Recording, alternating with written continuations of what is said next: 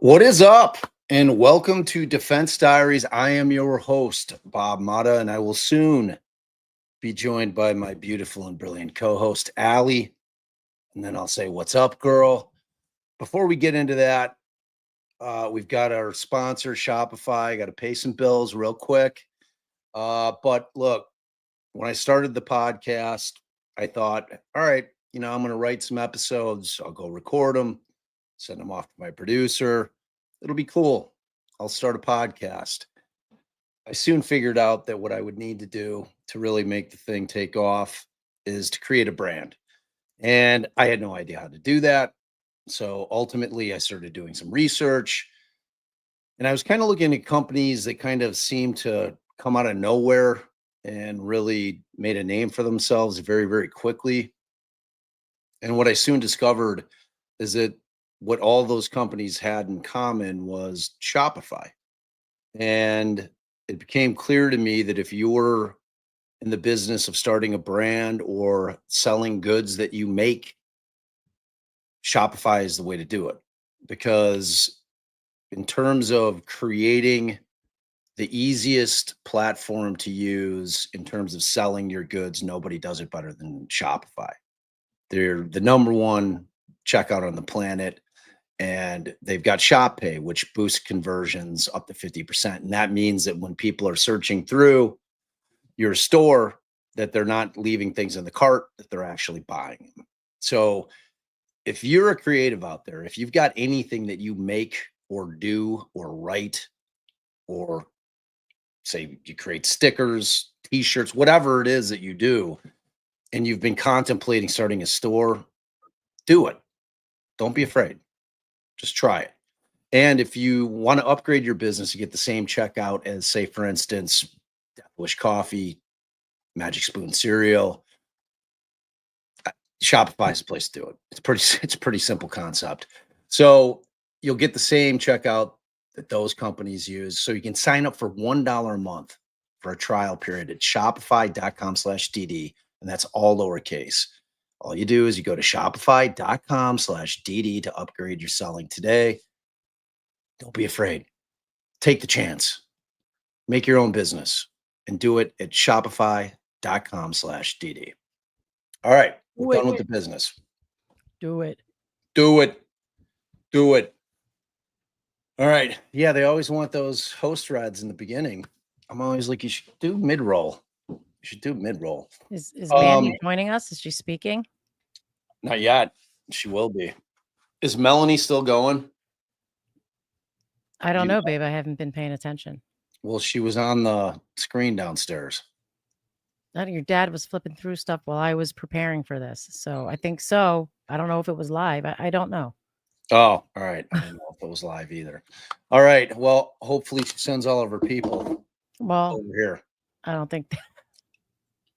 All right. Keep going. All right. Here's my beautiful and brilliant co-host trying to pretend like she wasn't watching Melanie Little for some reason. Which no, I would never. I would never. I'd love Melanie Little, but your dad was. He had on. You're telling me my dad was flipping through YouTube? He was. He had Ain't on. buying it. All right. Ain't buying it. because he said he was going to stay up there to watch us. So while he was waiting, he was flipping through, and he had a couple things on, so I wasn't paying attention, and I don't think it was. What a guy.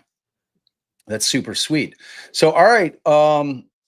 We've taken a few days off and it's been glorious. I'm not going to All right, I got to go help Scout. Okay.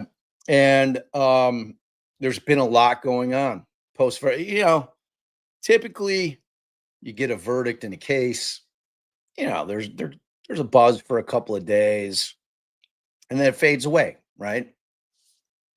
Most of the time they find people guilty. People are like, yay, person's horrible. They're going down, rotten hell. You celebrate for a day and kind of fades back into your collective conscious. And then, we have Karen Reed, and that's not happening. It's like it's never ending. Now, I think all of us that are on Twitter or X and all of us that are in the YouTubes have a deep understanding of just how divisive this case has been. And it was to be expected that there was going to be some fallout once Karen was acquitted. And we've seen it. And I don't know about y'all, but it's about what I expected. It smacks of desperation. There's not I'm not seeing anything of any substance from anybody from that side that is trying to argue facts, which is how it's been the entire time with this case, right? I mean, anytime you get into a debate with any of the anti-free Karen Reed people, it's just, name calling, you're an idiot, and never fight you on facts. That's their MO. They victim pet. Oh, John, I'm not sure who told these people. I mean, I guess maybe the Kate Peters thing, she got the couch from Jen McKay, but like if any of these people actually think that Hank Brennan wants them speaking on his behalf, they're living in a fucking dream world. Because I assure you, Hank Brennan does not consider any of those people to be his spokesperson. I promise. So, but there's just been a ton going on since this thing ended, and it started with, it really started with the jurors coming out and starting to talk like that happened kind of first. We had a couple jurors come out and make statements. And then David Yannetti and Bob Alessi started doing their world tour. They haven't made it here yet. I'm hoping they make it here. Who knows? Ian, our brother, we love him. He got that great first interview. I think they're on Melanie tonight. I saw them on Melanie tonight. I don't know whether or not they're still live, but if they are, that would explain our number. So it would make sense to me. And then obviously, I think they went on Peters, but I think that was recorded. I don't know if that was live or not. I didn't check them out. I was only able to watch about half of Ian's as it was going down, and haven't heard from Liza. We've really been trying to get Liza. That's who we really want to talk to. I mean, at some point, you can only ask David and Bob so many questions, right? I mean, they're clearly not getting into any of the strategy questions, which I understand completely. So, it's going to have to, you're going to have to get creative with questions the deeper you are on the list. So, who we haven't heard from, who was the heart and soul of that operation, because I assure you that if Eliza Little wasn't there doing everything that she did, that thing would not have run like it ran in either of the trials. And she was instrumental. Anytime they needed a quotation or they were trying to impeach somebody from a transcript, anything they needed, she was right there. I get the sense that she wrote a better part of the motions, and she is, she's a powerful powerful woman attorney, and I think that we'd be a really good home for her to come and hang with us. So we're hoping we're going to make that happen. Like I've been talking with David and Bob, and I think we're going to end up getting them, but we'll see. We'll see. I mean, like I don't really chase all that much. I'll throw it out there like, hey, come and hang, and then I kind of see where it lands. So they know they've got a safe spot here. They know they've got, and I kind of view things different than the average attorney in terms of kind of my questioning. I think about more the human aspect, I think, than the average attorney. Some will want to dig into the law, and they'll want to dig into the strategy of the case, which to me it just seems very, very clear that they're not going to get into, which is again understandable, but also a little frustrating because we all have so many questions. Like from my perspective, I'd be dying to ask all kinds of strategy questions. And I would ask Bob specifically, like, because he did shout us out. I'd be like, hey man, did you hear me for the last year and a half? Like, just to focus on the science. Can I take credit for that? That's how you guys tried the case. Allison's like, there were a lot of other creators doing that. I'm like, I don't know. I don't know who was. Guys, let me know who else was saying that. I was, because I would take shit for it. People like, "Rah, rah, rah, rah, rah." I'm like, what? Dude, you're trying to win the case. Fuck all the other noise. It's like you're trying to win the case. And the best evidences you have is the science.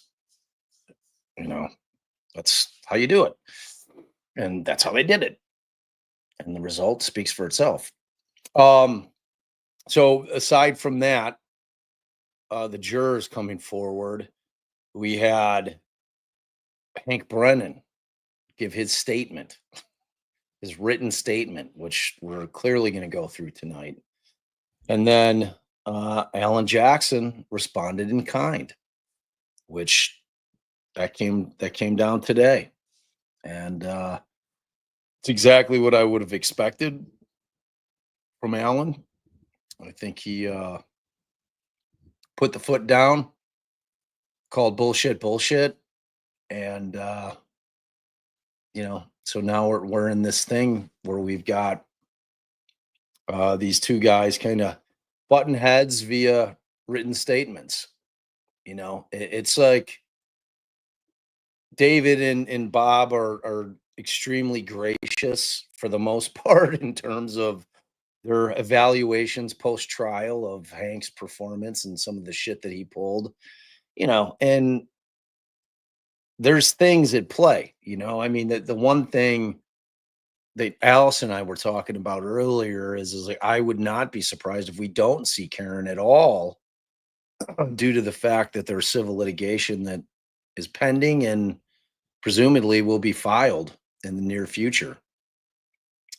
I'm sure, Lola, my rant, if it was regarding Hank, will be pretty similar to Mark's. I mean, we're pretty much in lockstep on most things that we discuss regarding the case and Hank Brennan in particular. But I can only imagine. Did he use bad words? Mark's. I mean, Mark feels very comfortable swearing over here. It's because we're two foul-mouthed attorneys. So, but when Mark's on other channels, he seems to keep it cleaner. So if he popped off and dropped an F-bomb, he's pissed. So I'll have to check it out. Oh, he swore. He made bad words. Okay. He's serious when he uses bad words. I'm a little more hesitant to, like, Allie definitely swears more than I do on here because I try to do it for effect, and Allie's just got a potty mouth in general, which I love. I have a potty mouth too. I can't pretend I don't. I absolutely do. All right, so I don't know what she wanted to start with it, and just kind of an announcement for tomorrow's show. I've been wanting to get into this since we learned on Friday that there was a huge indictment that went down, and Barry Morphew was indicted for first-degree murder of Suzanne, his wife, 49 years old, mother of two. And that case is fascinating in a lot of different ways. And it's a case that garnered a lot of attention initially back in 2020.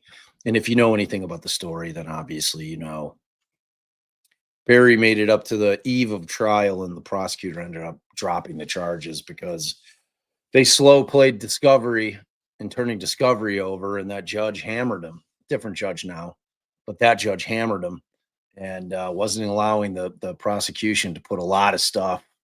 Like, it's another case. The infotainment, the infotainment info is coming in. That data is coming in that case, and it's big in that case as well because it tracks where Barry was driving around to, and it's Barry Morphew is no Karen Reed. I'll tell you that right now. Barry Morphew is no Karen Reed. So tomorrow we're going to do a Morphew live. We will obviously go through the indictment, read through it. That's the state's game plan. That's their theory that they lay out in that thing. And it's pretty strong. It's pretty strong. The BAM, the animal tranquilizer, it's pretty good. It's pretty good. It's pretty solid. And obviously at that point in 2020, they had not discovered Suzanne's body. And that didn't happen until 2023.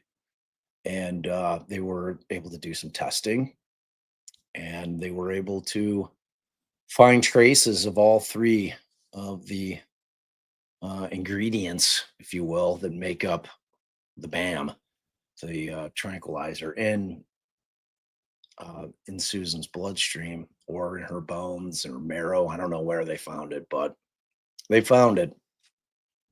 So yeah, it's powerful stuff. They've got some powerful stuff. The interesting thing about that case to me, from the human condition side of it, is where are the girls going to fall this time around? Now, I don't know if you guys have been digging into it. I don't know if the girls have made any kind of statement thus far, but first go around, the girls were heavily supporting their father, and it was it had a lot of people upset. But you know, if you're thinking about the reality of that situation where you have one of your parents who, for all intents and purposes, was a great father to them. You know, I never heard anything about him being anything other than a great father to his kids. You know, I mean, imagine being in that spot. You know what I mean? Like, I can't imagine a more difficult spot to be in than that spot right there, you know? And, you know, maybe it's one of those situations where they have to sit through it, because you saw that with Michael Peterson in the staircase case, kind of the same deal, you know, where the kids really believed their father, you know?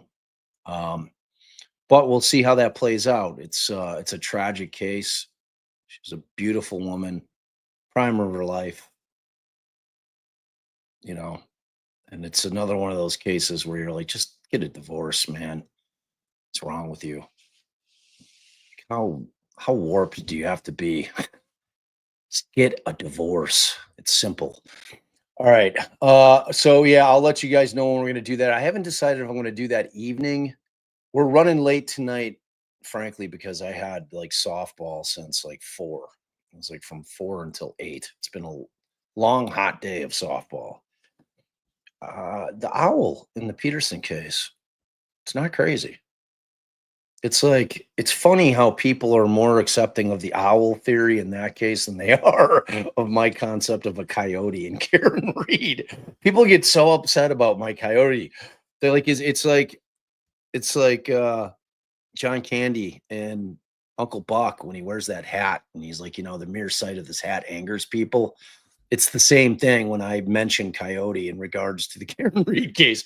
People get so upset. Look, you're fucking nuts. What are you kidding? I'm like, dude, relax. It's just a theory. It's just a theory. I'm not dying on that hill. I'm not dying on that hill at all. So, all right, let me see. I don't know where Allie is. Like dipping on me, like when she put everything together is weird. I'm slightly irritated by it. So, but she said she dumped everything into the Dropbox, and I'm gonna pull it up. Get into our box of dropping. So you guys are gonna have to watch some tech wizardry, maybe. Maybe. Let's see. Okay. I already forgot what she called it. Completely forgot what she called it.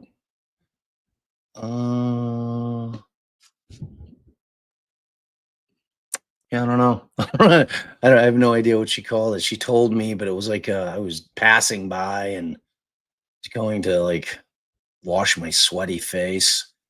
She's like, "Oh yeah, I put it all in the Dropbox, and the file is called." Uh. So hopefully, I'm just gonna have to like literally. Oh wait, okay, hold on, take it back. Post trial. Oh, look at that! I found it. All right, so let's work our way backwards. And like we both decided, even though I'm sure Ian would be fine, I could have hit him up. Like you guys can just go watch Ian's show. Like we don't need to rehash what David and Bob said there and they said on Peter's show. You guys can just go watch those. I want to kind of focus on the jurors and the statements by Jackson and Brennan. So I'm going to, since Allie's not here. I am. Hello. Oh, thank you for coming back. That Oh, was, your daughter's in a lot of pain. is she? Yeah. That's weird because she wasn't complaining of any pain at the game. Her Strange. shoulder started hurting her. Did you give her heat or ice? Ice. Yeah, then heat. All right, so what do you want to start with? I was going to start with the statements by Brennan and Jackson. Do you want to have a different path? Well, I feel like Brennan and Jackson are so much more interesting than like the MSP, like the other ones. So I don't care though. I mean, they're all like the jurors stuff is very interesting though. You know, well, like yeah. The juror stuff is very Paula's out in these streets, man. Like she's obviously the most vocal juror. She's thrown her name out there. I think she's got 11.7 followers on X. Like, so she's out there. She's parlayed it into a quasi career. So I guess start with Hank, since Hank is what prompted. Kyle's saying heat only, no ice. Heat only, no ice? That's why I said heat at first. Really? Yeah, we can't have Scout down. She's the starting shortstop for the All-Star team. So let me that's where like if we win out, or I'm gonna go get her. No, I'll go get it. You could talk for a while. Well, I'm just gonna put up the statements and start reading them, which is what I thought you would have done. Well, I was chatting, and I didn't remember what you called the file. Like you just said it, and then like Karen Reed. Yeah, well, I found it now. Oh, I'm saying I didn't remember it at the time, and then I found it. I felt very proud of myself because it was challenging. All right, let's go. All right, we'll pull those up. So I'm doing the Hank Brennan first. Yeah, do Hank's first. Yeah, we'll do them in the order they were released.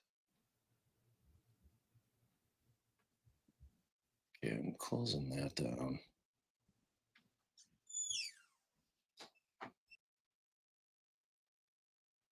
All right, so this is Hank Brennan's statement. I'll make it bigger. Whoops, not that big. I am disappointed in the verdict and the fact that we could not achieve justice for John O'Keefe and his family. Let's just fucking start there. This is not what you say. This is not what you do. You don't, even if you're disappointed in the verdict, you're following that up by saying, and we could not achieve justice for John O'Keefe and his family, maybe because you had the wrong person. Like, you're supposed to respect the verdict. You're supposed to respect the jurors, although I'm disappointed in the verdict. I have faith in our system and faith in our jurors, and they did the best they could with what they had. I mean, something. But he starts off like a real jackass right from the jump. District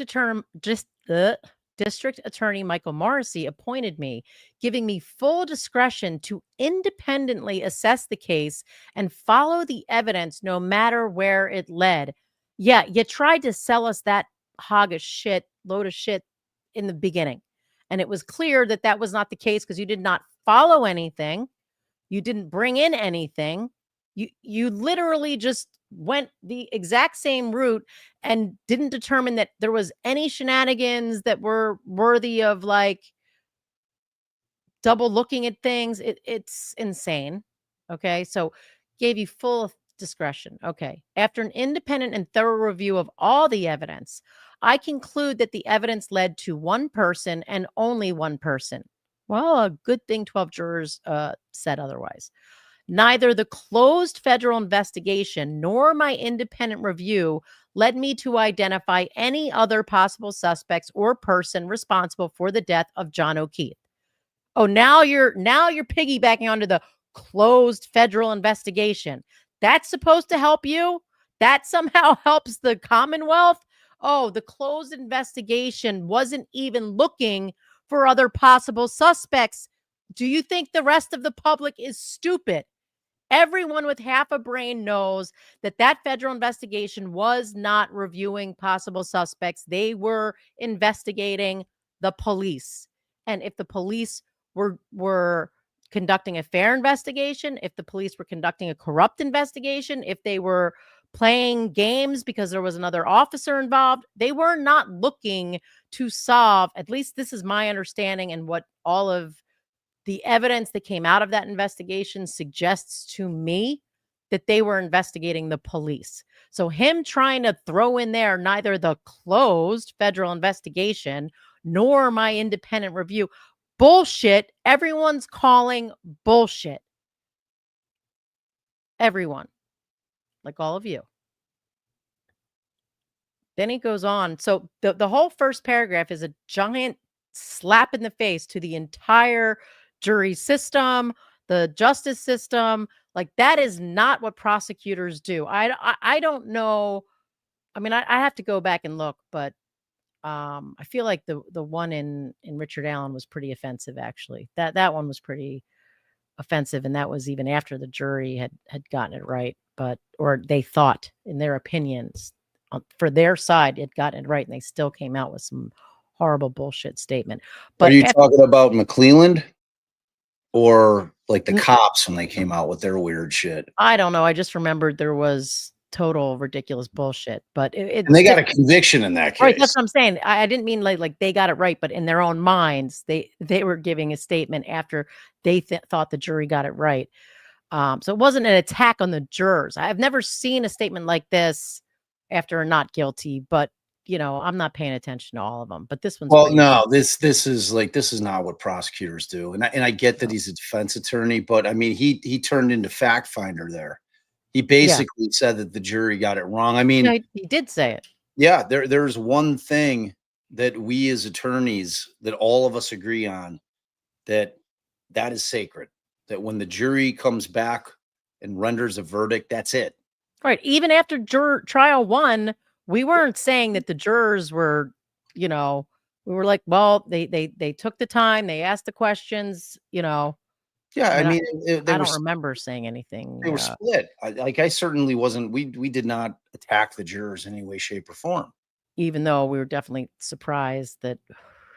Yeah, I mean, like, I was surprised and not surprised. I said all along that I thought it was going to be very difficult to convince 12 people of the cop, and people in the house conspiracy. It's just, it doesn't mean that it didn't happen. It's just hard to convince 12 people of it if you're thinking of the jury as a microcosm of society.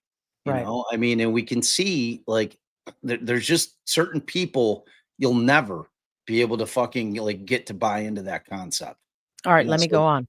The campaign of intimidation and abuse that has been waged, funded, and promoted in public and on social media is the antithesis of justice. If this type of conduct becomes commonplace, it will threaten the integrity of our judicial system, affecting both victims and criminally accused. Why don't we throw in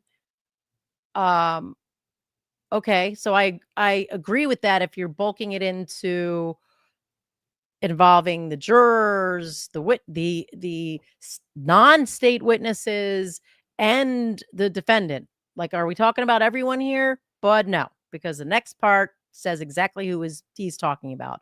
We cannot condone witness abuse, causing participants to worry for their own safety or that of their families.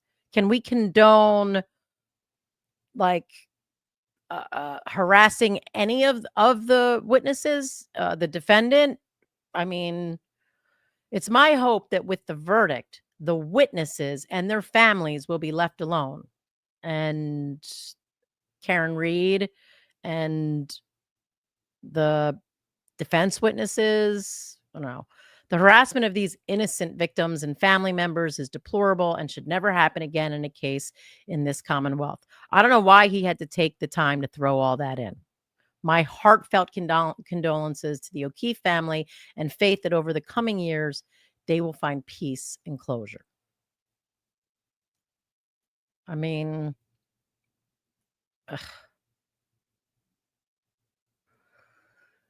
it's crazy. I'm trying to see what's going on with Scout. But you took her down the heating pad, though, right? Yeah, I have the heat. I have the one that you have that doesn't have the cover on it. I don't know. Just put the sheet over. I don't know where it went, and I couldn't find it. So for me, I've just been using it without it. Then we so got. Wait, did you finish with that statement? Yeah. That was all the ranting you're gonna do on that? Go ahead, rant away. Well, pull it back up because that thing's fucking ridiculous. Like I had never been more offended by anything that I'd ever seen, and it was literally he spent time on this witness intimidation bullshit, and I wasn't even paying attention to what you said, so apologies if I'm repeating it, but him not even mentioning this attack on the jurors that's taking place on social media is grotesque. Grotesque. He has a duty. He has an absolute duty. Now Travis says no heat, but rice. I don't know what that means. Or maybe it was supposed to be ice. Ice. It must be ice. Yeah, she says it really hurts, but it's strange because it wasn't hurting at practice. I put ice. I mean, there was ice on it for a little bit there before we switched over to heat. Yeah, we're getting all kinds of competitive. Yeah, I mean, look, I'm never pretty seen sure it's anything ice. like that. Like Right. Why he chose, huh? Heat's like after. That's why you start with ice because she was just throwing and just, you know. Oh, here, Shan says rest, ice, compression, elevate. Oh, that's rice. Okay. All right. Where's that ice then? I'll go get it. On the couch downstairs. All right. I should have gotten it so Bob could have ranted. Ay. Yep. You guys are all telling us rice. No, I think that's Advil that helps bring down the swelling, Dom's mom. Advil, Aleve. But she refuses to take I have naproxen and Aleve, and ibuprofen, and she's refusing to take either. Hold on.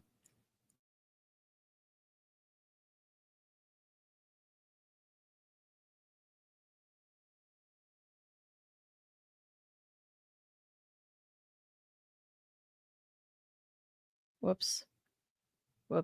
What'd I do? Oh, all right. I just yelled up to Bob to try to get her to take the medication. Right.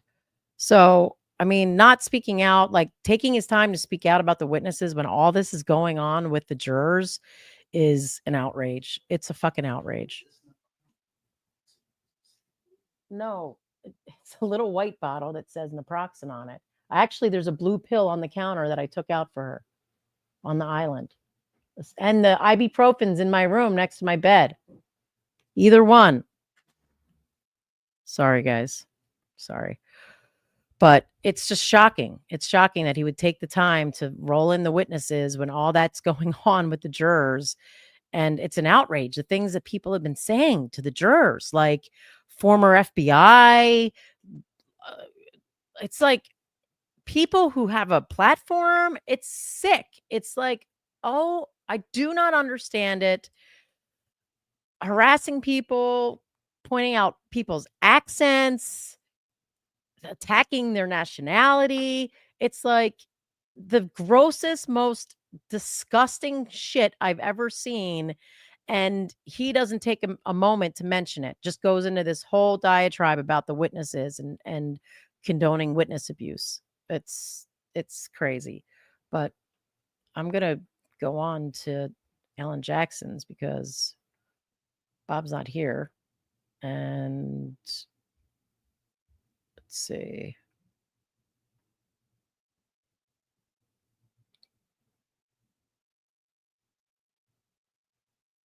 Alan Jackson's statement. It won't let me switch like it does typically. All right.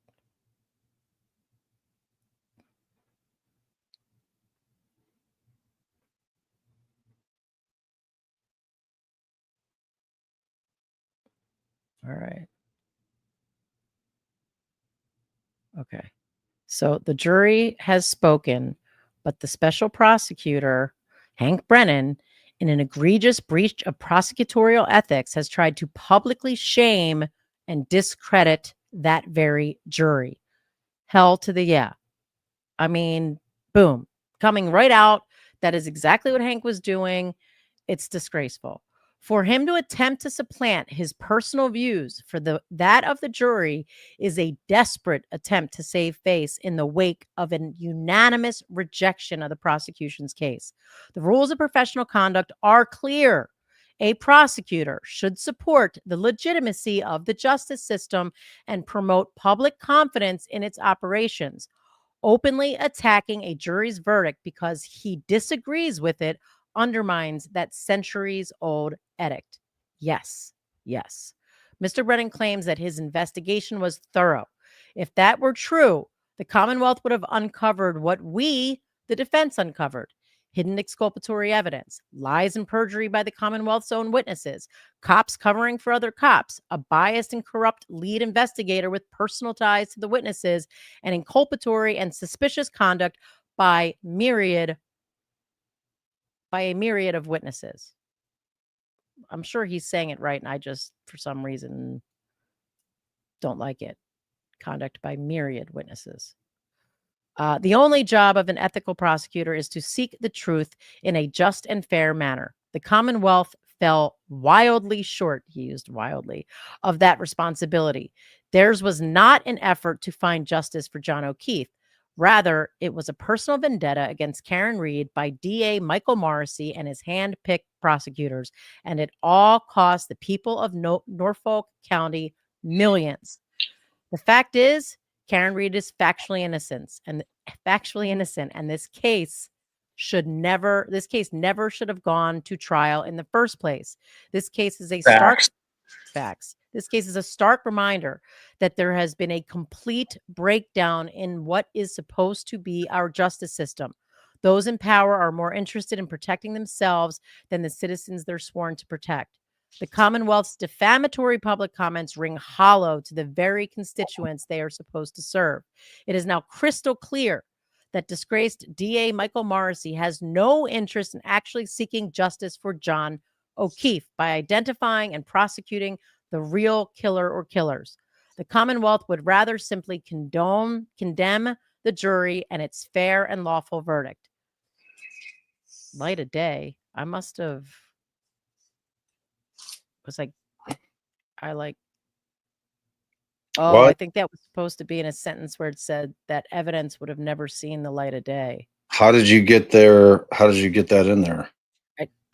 I like copied and pasted the statement off of something, and I clearly That's all right. Corruption like this doesn't happen in isolation. How many innocent people have been railroaded because of failures in our judicial system? We as citizens must demand more of our institutions.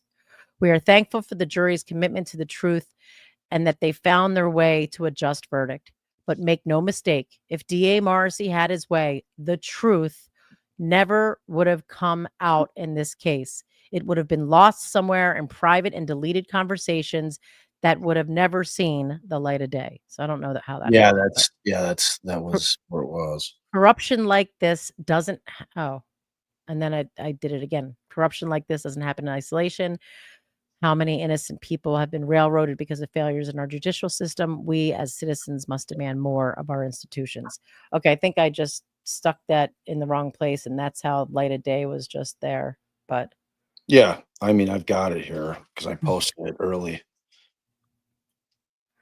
Yeah, I mean, Alan, he's he said everything that needed to be said. he You did. know, I mean, He it did. was it was a Even measure. Morrissey had a better statement than Brennan.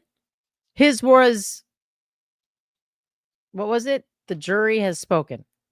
Right. I mean, at least that's an acknowledgement that the jury, once it renders a verdict, that's it.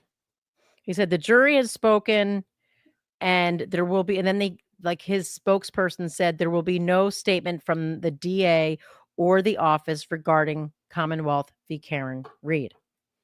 But they're not the only people, speaking out. You also have MSP and the State Police Association. So let's dig into what they had to say. Oh.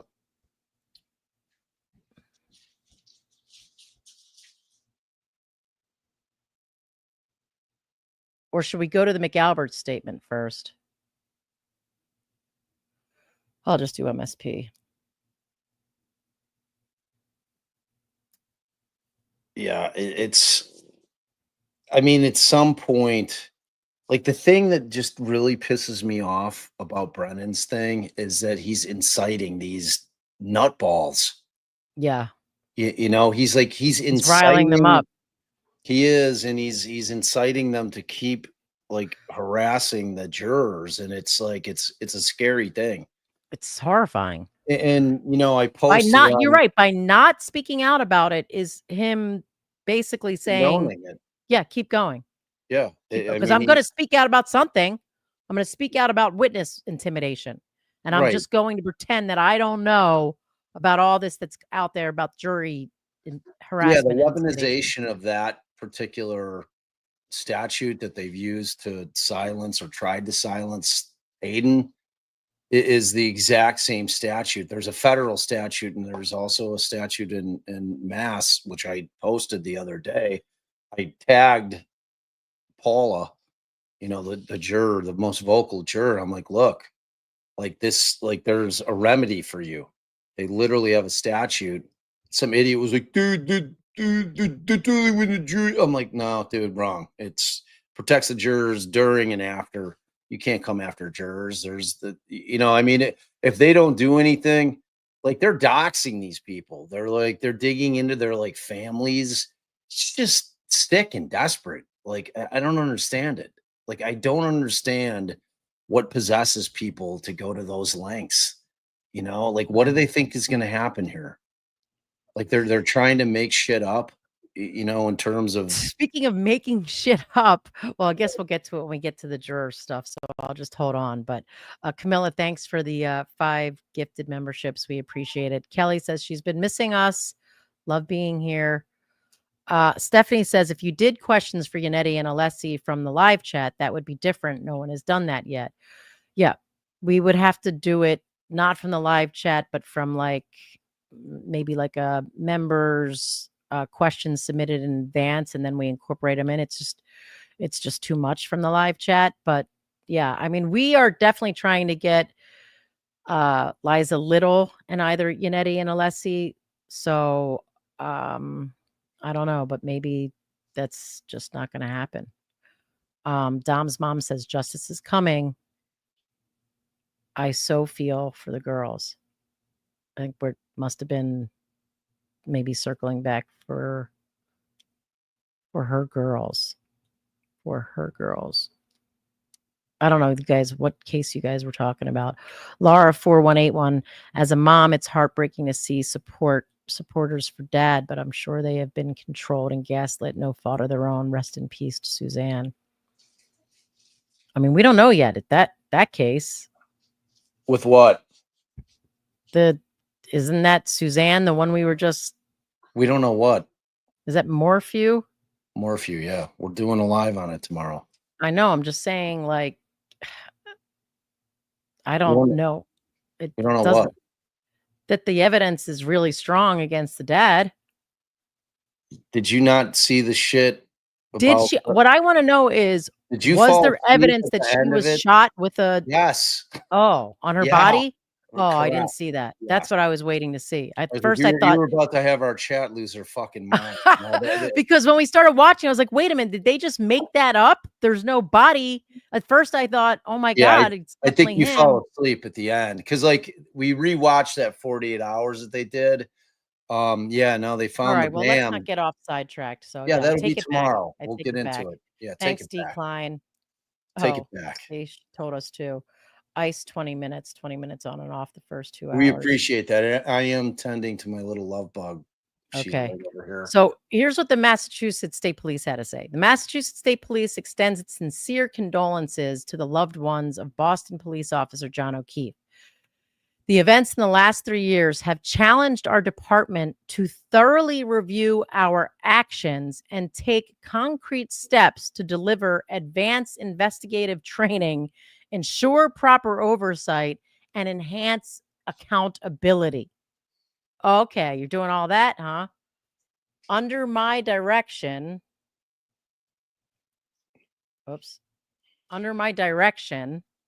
as colonel, the state police has and will continue to improve in these regards. Our focus remains on delivering excellent police services that reflect the value of professionalism and maintain public trust.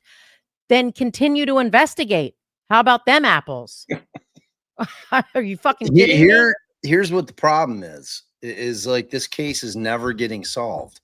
So they keep trying to tell people like that, like they destroy. If there was evidence in the house, it's gone. It's destroyed. It's gone. Like they sold the house. They did the shit in the bay. Like everything would have been like whatever was in the phones and the devices, the feds got. Whatever they could recover, they got.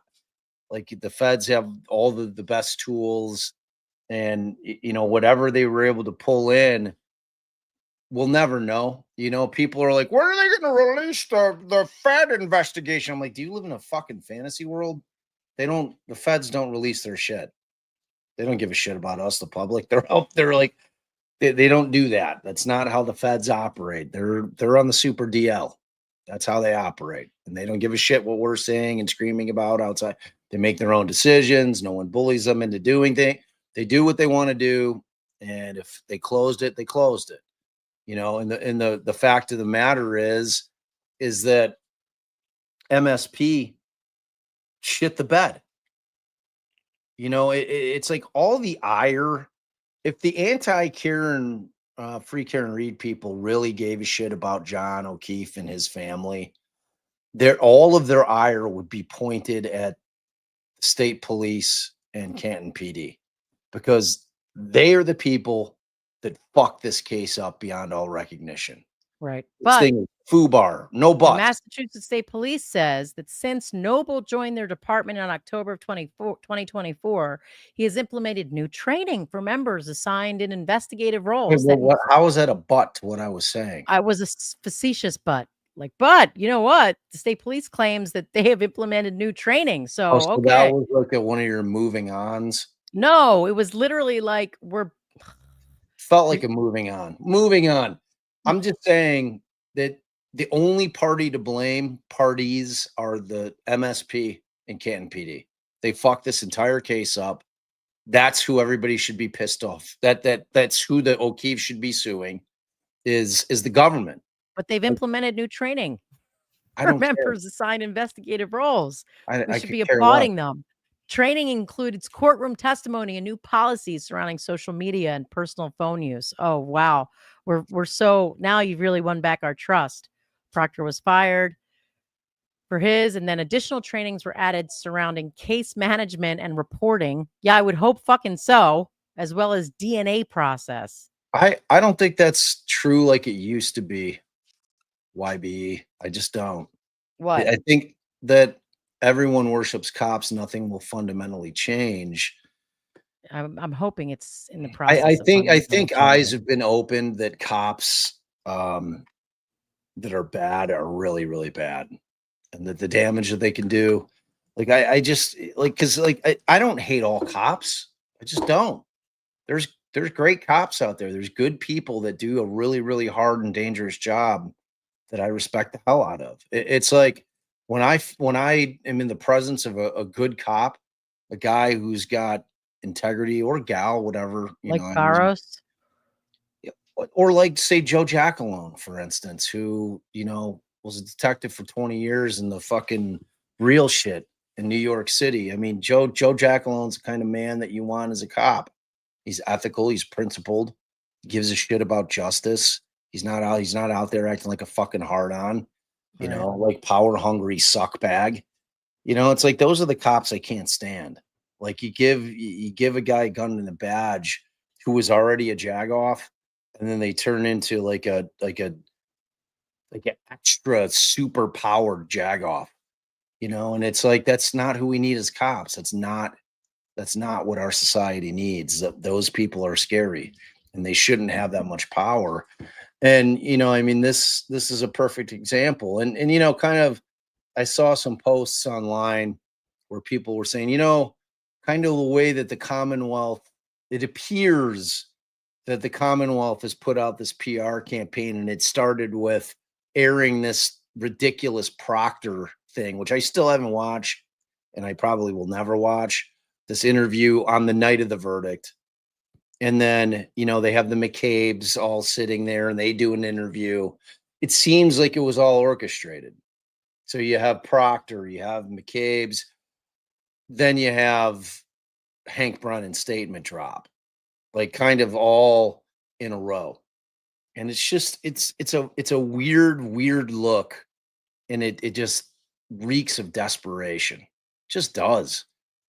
It just does. It was a shit case. Everybody that has a fucking brain knows it was a shit case. And you know, I mean, take your lumps and go home. You know, and sit down with the O'Keefe family and apologize for fucking everything up by doing a shitty investigation from front to back with a shitty cop leading it.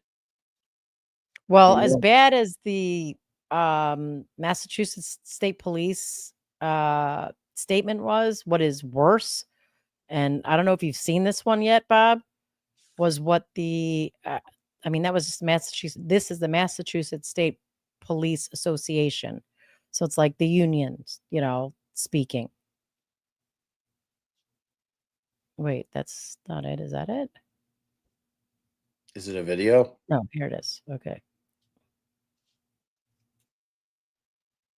So, the State Police of Massachusetts statement on the trial and the death of Boston police officer John O'Keefe. The association continues to send its sincere condolences to the family of the Boston police officer John O'Keefe. The jury has spoken, and we will remain respectful of the process. However, since the beginning of this trial, there have been numerous attacks and accusations against our troopers and sergeants. Careers have been lost. Families have been devastated, and many lives have been changed forever. And you think none of that is, you think all that's baseless? All of that's ridiculous? Are you out of your mind that this is the statement you're putting out? You're talking about yourselves right now? This has got to be a joke. As our current and former members. So who's the former member? Proctor? Continue to be the subject of baseless accusations. So now they're throwing Proctor in there too. He's being accused of baseless accusations. It's important to remember that the investigation into the death of John O'Keefe has been investigated with great scrutiny. No, by both members of the State Police Internal Affairs and the FBI. So let's read this again. It is important to remember that the investigation into the death of John O'Keefe. So see that? What they said there, the investigation. It is important to remember that the investigation into the death of John O'Keefe has been investigated. So that right there proves what I was saying earlier, that and what we all know and we've all always been saying, this wasn't about them investigating the death of John O'Keefe. It was, remember that the investigation into the death of John O'Keefe has been investigated with great scrutiny by the members of the State Police, Internal Affairs, and the FBI. To date, there is yet to be any information that this investigation was compromised in any way. Are you kidding me? There's been a ton of information that shows it's been compromised because the ARCA guy said there was no collision, which in turn means those pieces only get there by corruption, compromise. What in the hell was not compromised in any way? We remain steadfast in our commitment to represent the men and women of the State Police Association and are forever grateful for the work our members do every day to serve the citizens of the Commonwealth. Like murder women? Was that the MSP? No, that was Canton. For which thing? For what's her name? The Who? woman that was killed. Sandra Birchmore. Yeah. It was Canton. Oh, okay. I think. Yeah, so this is a pathetic statement. This is just a ridiculous joke that they take this moment to be like, oh, we've been accused of things we didn't do, even our former people. Oh yeah. How did the pieces get there? Sandra was MSP help though. All right, so there you go, getting involved in that shit. Yeah, right. Canton, same MSP crew on the Karen Reed case. It was like bleed over with a bunch of the same cops. That's what got them into looking into Karen's case. Yeah. Yeah, I mean, I'm so over like anybody. Like I actually saw one of these fucking freakazoid anti-Karen Reed people like make some kind of like we stand behind Proctor meme. I'm like, are you out of your fucking mind? It's like how low do you have to sink? How barren of morals do you have to be to like put anything like that guy just sucks. He's a shitbag. He did a fucking shitty job in the investigation, and he was a horrible person on top of it who just developed tunnel vision and railroaded this woman. Yeah. Like, I mean, look, the argument's over. Like, I don't debate. I do not get into any debates with anybody about the facts of the case because you know what? 12 jurors of Karen Reed's peers, they made a decision. They listened to the evidence. And both sides had the opportunity to voir dire these witnesses, including Judge Cannoni. And they had challenges that they could have used to get rid of jurors. And this is who they ended up with. They individually interviewed all of them. They went to great lengths to ask them about what they knew about the case. Now, if we find out a juror actually lied about something, but there's nothing to assume that they didn't ask if people are true crime, who likes they asked them flat out how much they knew about the case. They like no, I just mean individually. Like, are you a true crime? Who gives a like fuck? The genre true crime fan. Like, I mean, who gives a shit? Well, it only matters if a juror lied, and there's zero evidence of that. Lied about being a true crime. I don't know. They're picking on all sorts of stuff. I mean, they're like, not fucking Monica Walla treating Richard Allen in prison. Like, I mean, like, there's nothing unethical about being a true crime fan. I know. I'm not saying there is. All that matters is whether or not they had knowledge about this case. Like, the only thing that you would ever worry about is like if something came out and the jurors like, you know what? If I get a vert or a jury slip on this fucking thing, I'm getting on. I don't give a shit. Like, I want to be on this case, which we know there's people out there that exist like that in high profile cases. But I mean, look, it's like, that's just gross speculation, and it's complete bullshit, because every juror that I've heard from thus far, which will go through their statements, is pretty clear cut.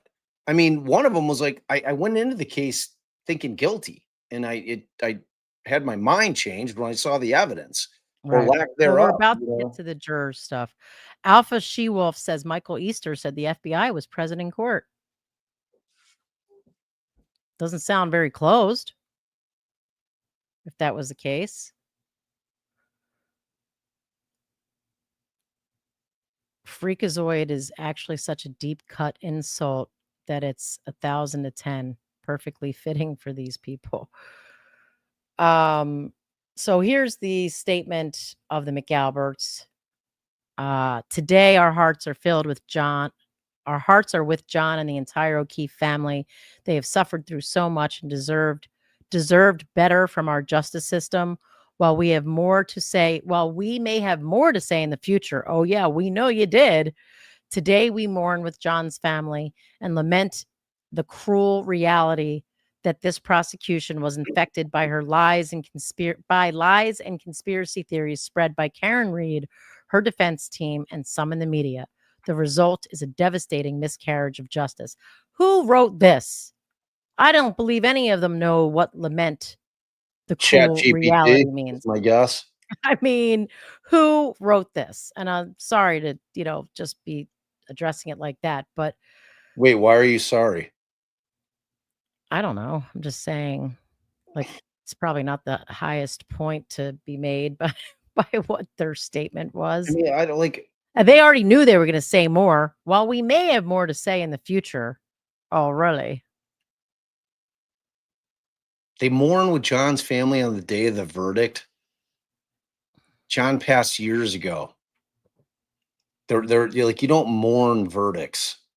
It's just it's such a weird look on all their parts, and like, no one believes them. like no, like all the shady shit they did. It's just powerful circumstantial evidence, but it's never going to be enough to charge them, like, unless somebody like caves. Like, and you're not getting one of the adults to cave. Like, that's not how this thing works. Like, the McAlberts are never caving. You need to get one of the kids that was in that house to cave. Like, that's the only person that will ever cave if they have insider knowledge. It'll never be them, because they're the ones who have everything to lose. Like, that's the thing about those folks, is like, if something went down in that house, and they are in protection mode for their lives. Like, everything that they've built. I mean, that there's a huge motive there to cover up what may have happened to John in that house, So it's like, people, like those adults that were in there, they're never turning on each other. But you get the kids, follow the kids around, put a PI on one of the kids or the kids, and be like, hey, I'm just gonna hang around, see if when they get shit faced, they let slip of some intel. Yeah, right. Maybe the best statement that came out from like the officials is the Canton Select Board. They said, following is a statement from the Canton Select Board Chair John McCourt. Oh. The town of Canton acknowledges today's verdict in the Commonwealth case versus Karen Reed. The town respects the legal process and the role of the jury in weighing the facts and rendering a verdict. We thank the members of the jury for their service and attention over the past several weeks. They're only ones to thank the jurors. This case has been the subject of intense public interest, scrutiny, and speculation for 3 years. Our community has been deeply affected. Today's outcome may bring a sense of relief to some and continue to raise questions for others. We encourage members of the community to, drop it, is basically what they're saying, to move forward together, treating one another with respect through civil, constructive dialogue. Yeah, good luck with that. Yeah. Let's all move on. Nothing to see here. It's over. Let's move on. So Yeah. we've got the Jess Machado. Machado. Machado I think it's Machado. interview, and we've got the Foreman's interview. Which do you want to do first? I don't care. Do the Foreman's last. Okay, so here's Now, part. was that the first thing he said, or was it when he went on the Today Show? I only have what he said on the Today Show. Yeah, it was good. Okay, so this is Jess Machado. Let's start off with the most important question. Did you think Karen Reed killed John O'Keefe, and when did you come to that conclusion? To be absolutely honest, on the first day of trial, as I observed Karen's demeanor in court, I was very suspicious. It felt like she was hiding something. Her confidence gave off an impression of arrogance. Over time, I came to understand that I was looking at a woman who had already lost so much. The fact that she was able to remain calm, composed, and actively involved in her own defense became something I admired. Was this a woman? Do we know? Uh, It was a female juror? hey, what's up, Kurt? Yes, this is. I think this is Paula. What? Like Paula. That's the juror. I think it is. Oh, it is? Is it, or is it somebody that said they were nameless? I'm pretty sure it's Paula, honey. I thought this was someone else, but okay. I had doubts, of course. I was initially inclined to find her guilty. This is not her. It's her. But it is not. She It had is her. said that she was never inclined to find her guilty of manslaughter. All right, see what the chat says. Is this Paula? Some people are saying Paula Prado, and then Akasha said no, it's the other one, and it's a woman. Brazilian lawyer is Paula Prado, so she's the one that's all out talking everywhere. All right, so maybe I like when the only thing that I saw Jessica do, like she put it out in the form of a 2-part interview. Okay. I thought it was Paula. So I was initially inclined to find her guilty, at least of manslaughter. But the more holes we saw in the case, the less I believed she was responsible for John's death. For the past 3 weeks or so, I became increasingly comfortable saying she did not kill him. Did you feel the judge favored either side in this trial? I wouldn't say favored, but especially during the defense case, maybe you're right. She did say this. Okay. I noticed a lot more of "I'll allow it" being said right after objections from the defense. I understand that certain words or facts can't be introduced, and sometimes attorneys try to get something in by asking questions they know will be objected to. Still, Dr. Russell, for example, was hard to follow due to the constant sustained objections from the Commonwealth. Who was the most memorable witness in this trial? For me, Mr. Yuri Buchanek, because I was seated in the first row. I could see him clenching his fists a few times. It was very tense. ARCA was memorable for different reasons. They made a lot of technical information finally make sense to me. Did you believe the injuries to John O'Keefe's arm were caused by a dog? Yes. And I actually have my own theory about the dog's role in his death. That's definitely. I don't see those injuries coming from a taillight at all. Plus, the lack of more injuries on his body made it really hard to believe a collision occurred. Did you know ARCA witnesses were first contacted by the FBI? No, I only assumed it was the FBI after another witness before ARCA mentioned another agency. What did you think of the video clips of Karen speaking in those documentaries? I think she wanted to speak her truth without having to go on the stand. Those interviews gave her better control of the narrative.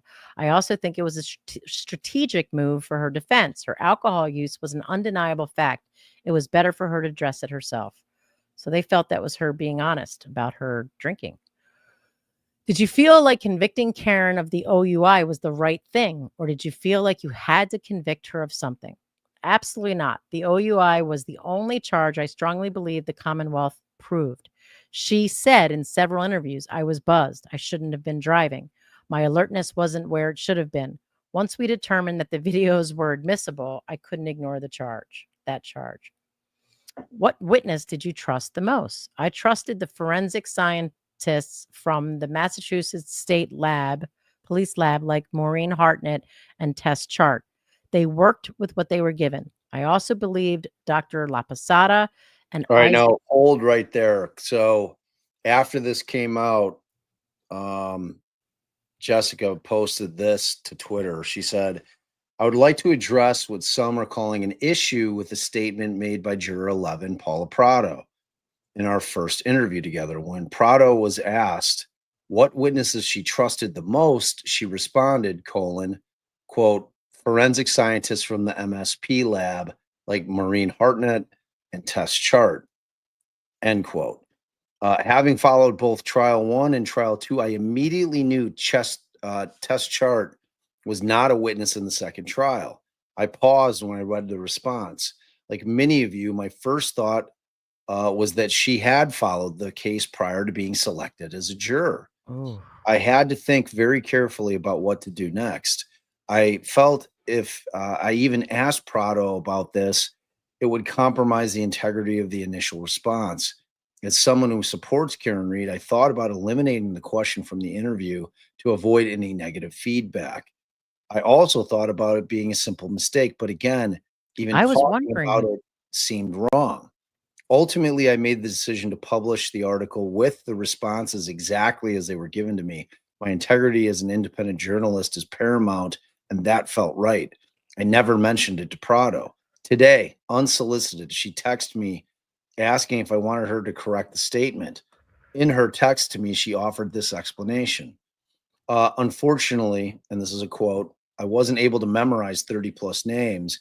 And when I was writing about the witness who stood out to me, I was thinking the one forensic scientist from the MSP lab. I don't remember her name. Maureen stuck with me because she just talked about her specifically during deliberation. Prado went on to say, so I Googled forensic expert soft voice Karen Reed, and that name, Tess Chart, came up. The Okay. picture looked so similar to the person that I had in mind, so I just copied it. Prado went on to send me a screenshot of MSP forensic scientist Christina Hanley, who did testify in this trial, and a photo of Tess Chart. Both women are young with brown straight hair that they wore pulled back while on the stand. Both women wore a black suit jacket with a white shirt underneath, adding to the confusion when Prado had looked was when Prado had when looking up the witness. She had a typo there. I want to be clear. This was not something I missed. I knew, but as you all know, I maintain that my one job is to ask questions and share responses with you. I also did not add any narrative to my interview, so it remained authentic as Prado intended. This may have allowed bad characters to cultivate a false narrative, but as you all know, the truth eventually comes to light. I'm confident Paula Prado is being honest in her explanation, and I applaud her for her commitment to telling her story. So then she included the photographs of both of the texts. I So want to see the photographs. Can you put them up? Because I can't find it. I tried Massachusetts State Police soft voice Karen Reed. yeah, I'll pull it up. Let's see.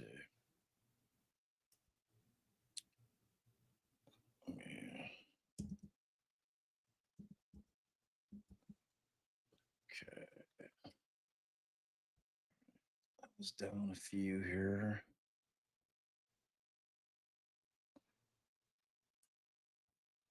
Okay.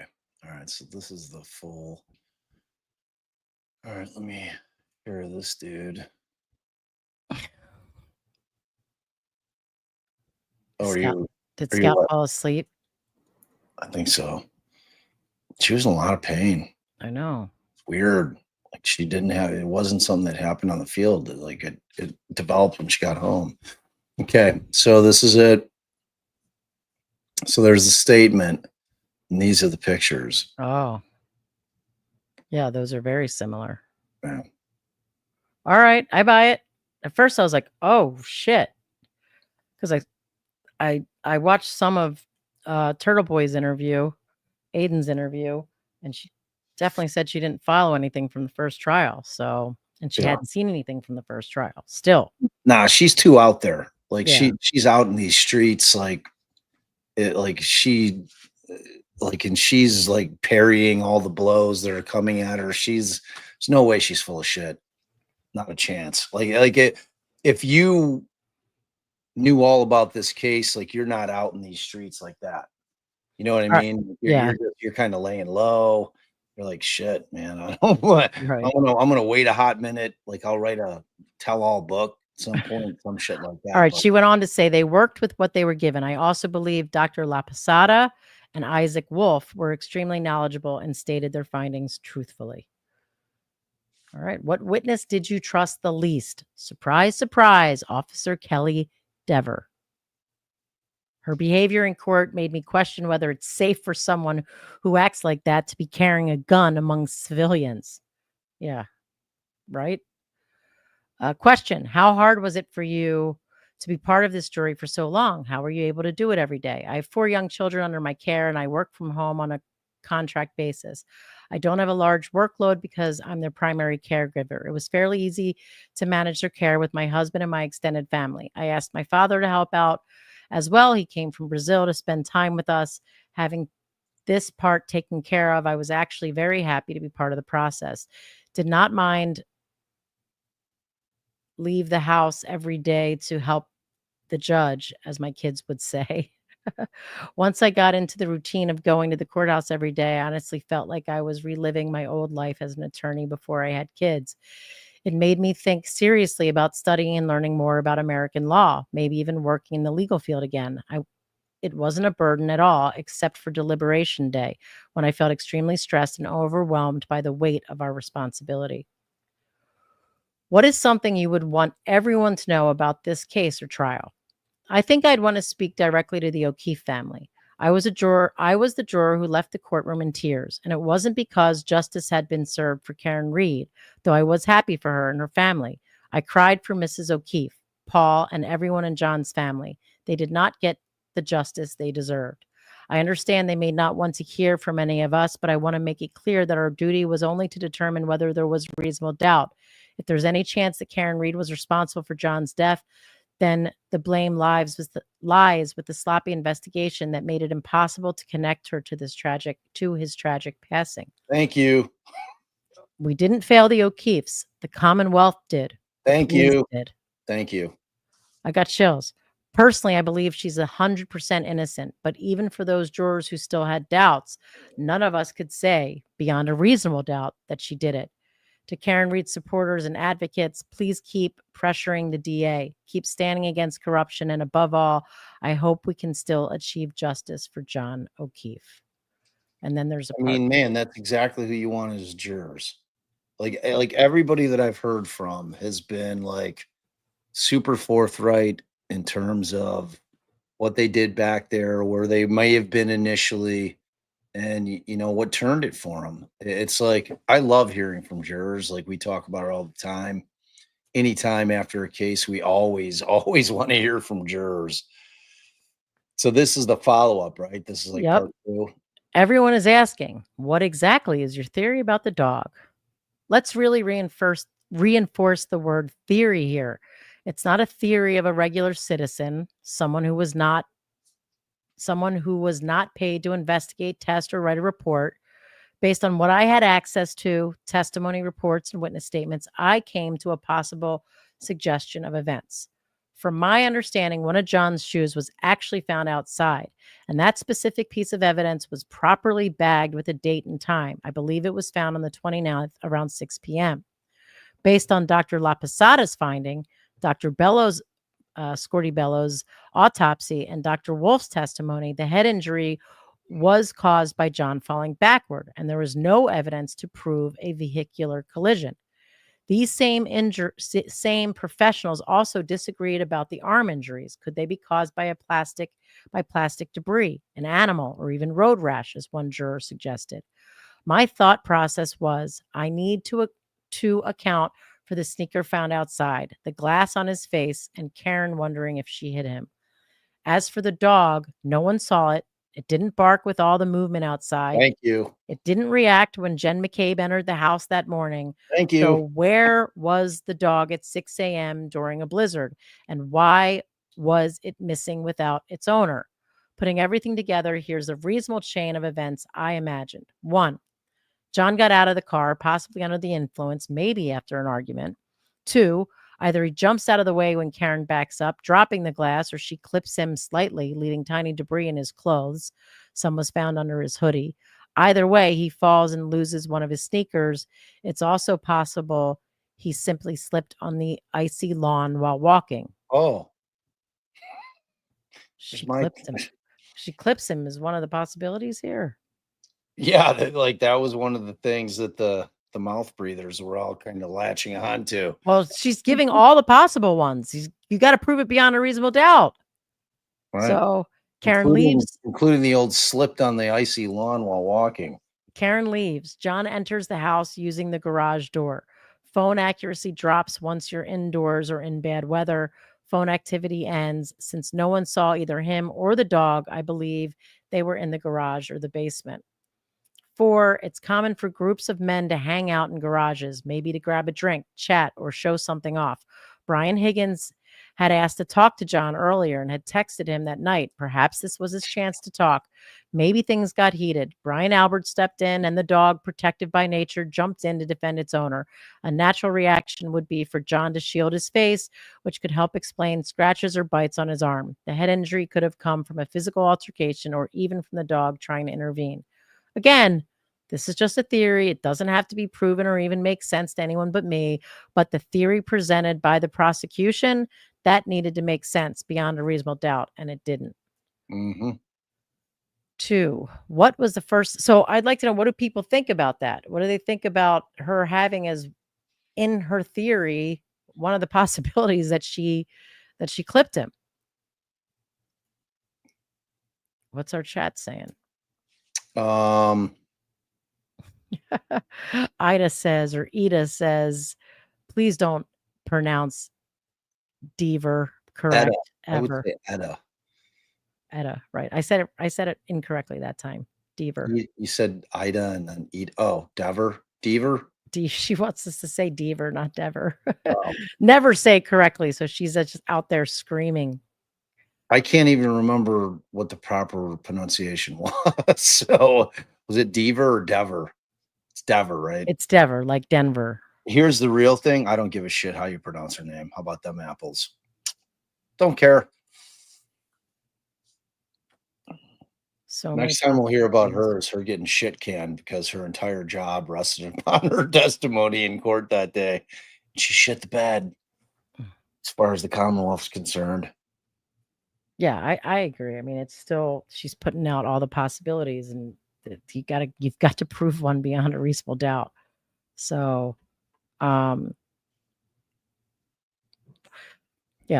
All right. Let's go on.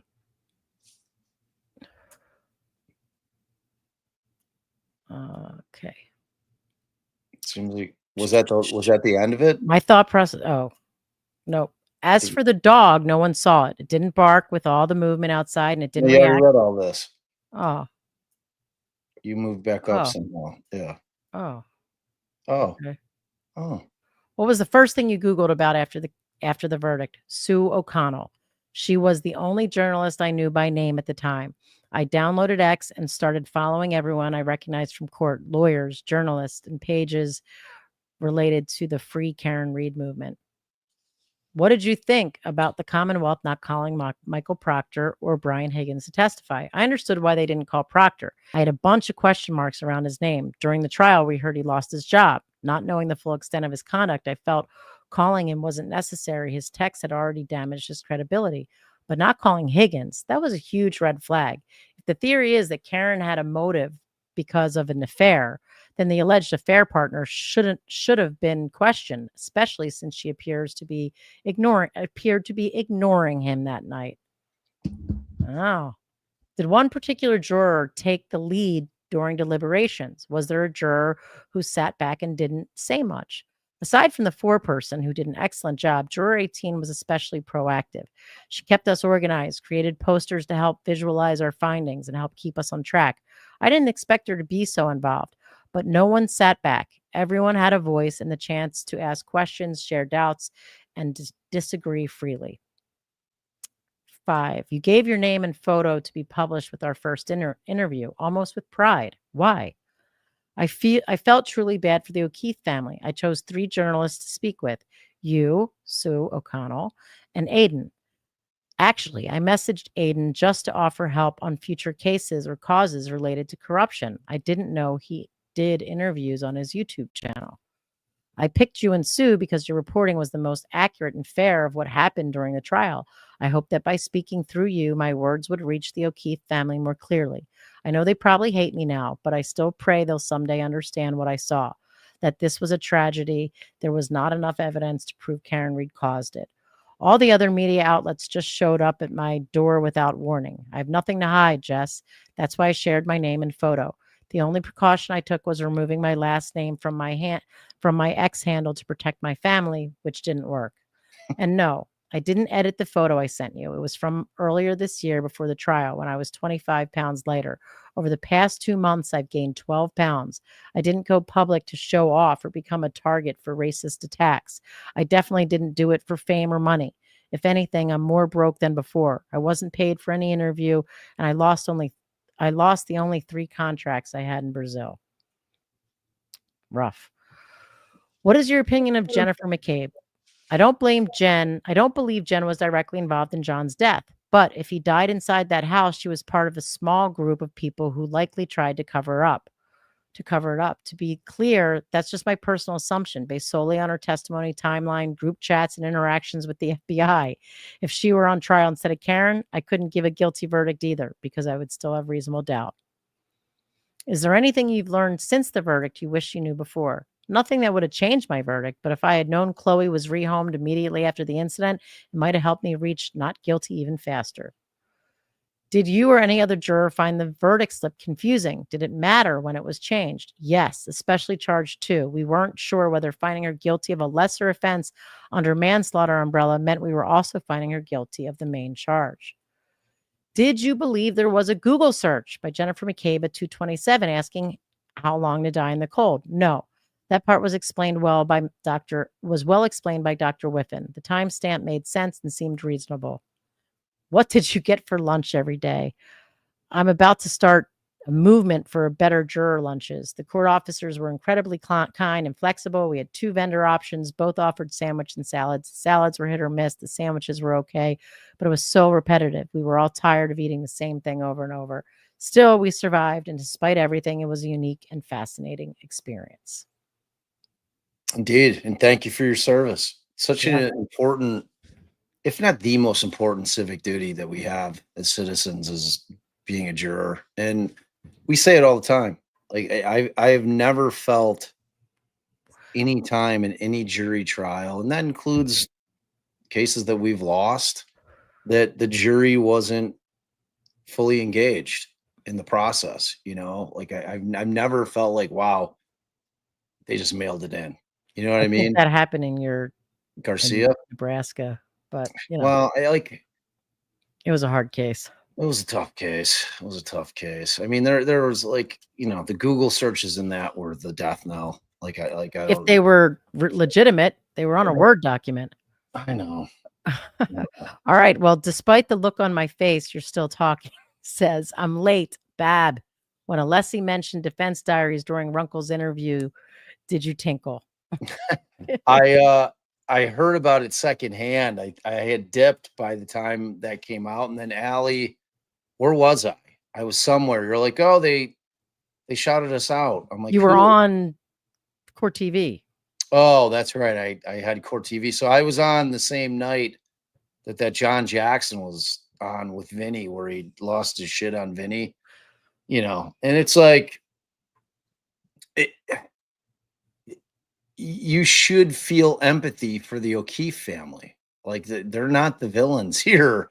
It's like that was the one thing I was like, are people like attacking the O'Keefe family? I'm like, victims' families 99.9% of the time will 100% put all their faith into everything that law enforcement and the prosecutor is telling them in terms of, trust us, we got it right. We've got the right person here. This case it's done. we've done everything that we had to do in terms of Babe, I investigating. think that's Cam. She tried me too. Make sure she's all right. Is she calling you? No, I don't know. Hold on. I'll jump off. So we also had the Foreman go on to the Today Show. And I don't know if we actually, because I like took all the stuff that he said and put it into a Word document, but maybe we can just show. I wasn't sure if we could show the video, but let me just, maybe I'll just pull up the video.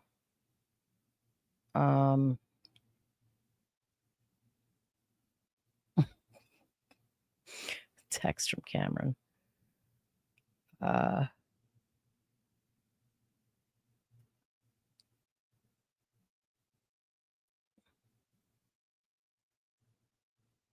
All right, we'll just play it.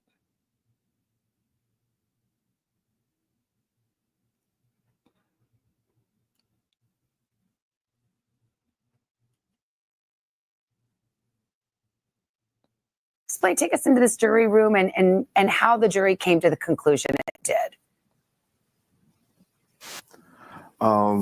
Collectively together, we looked at all the evidence that we was presented with, and we made our decision off of that.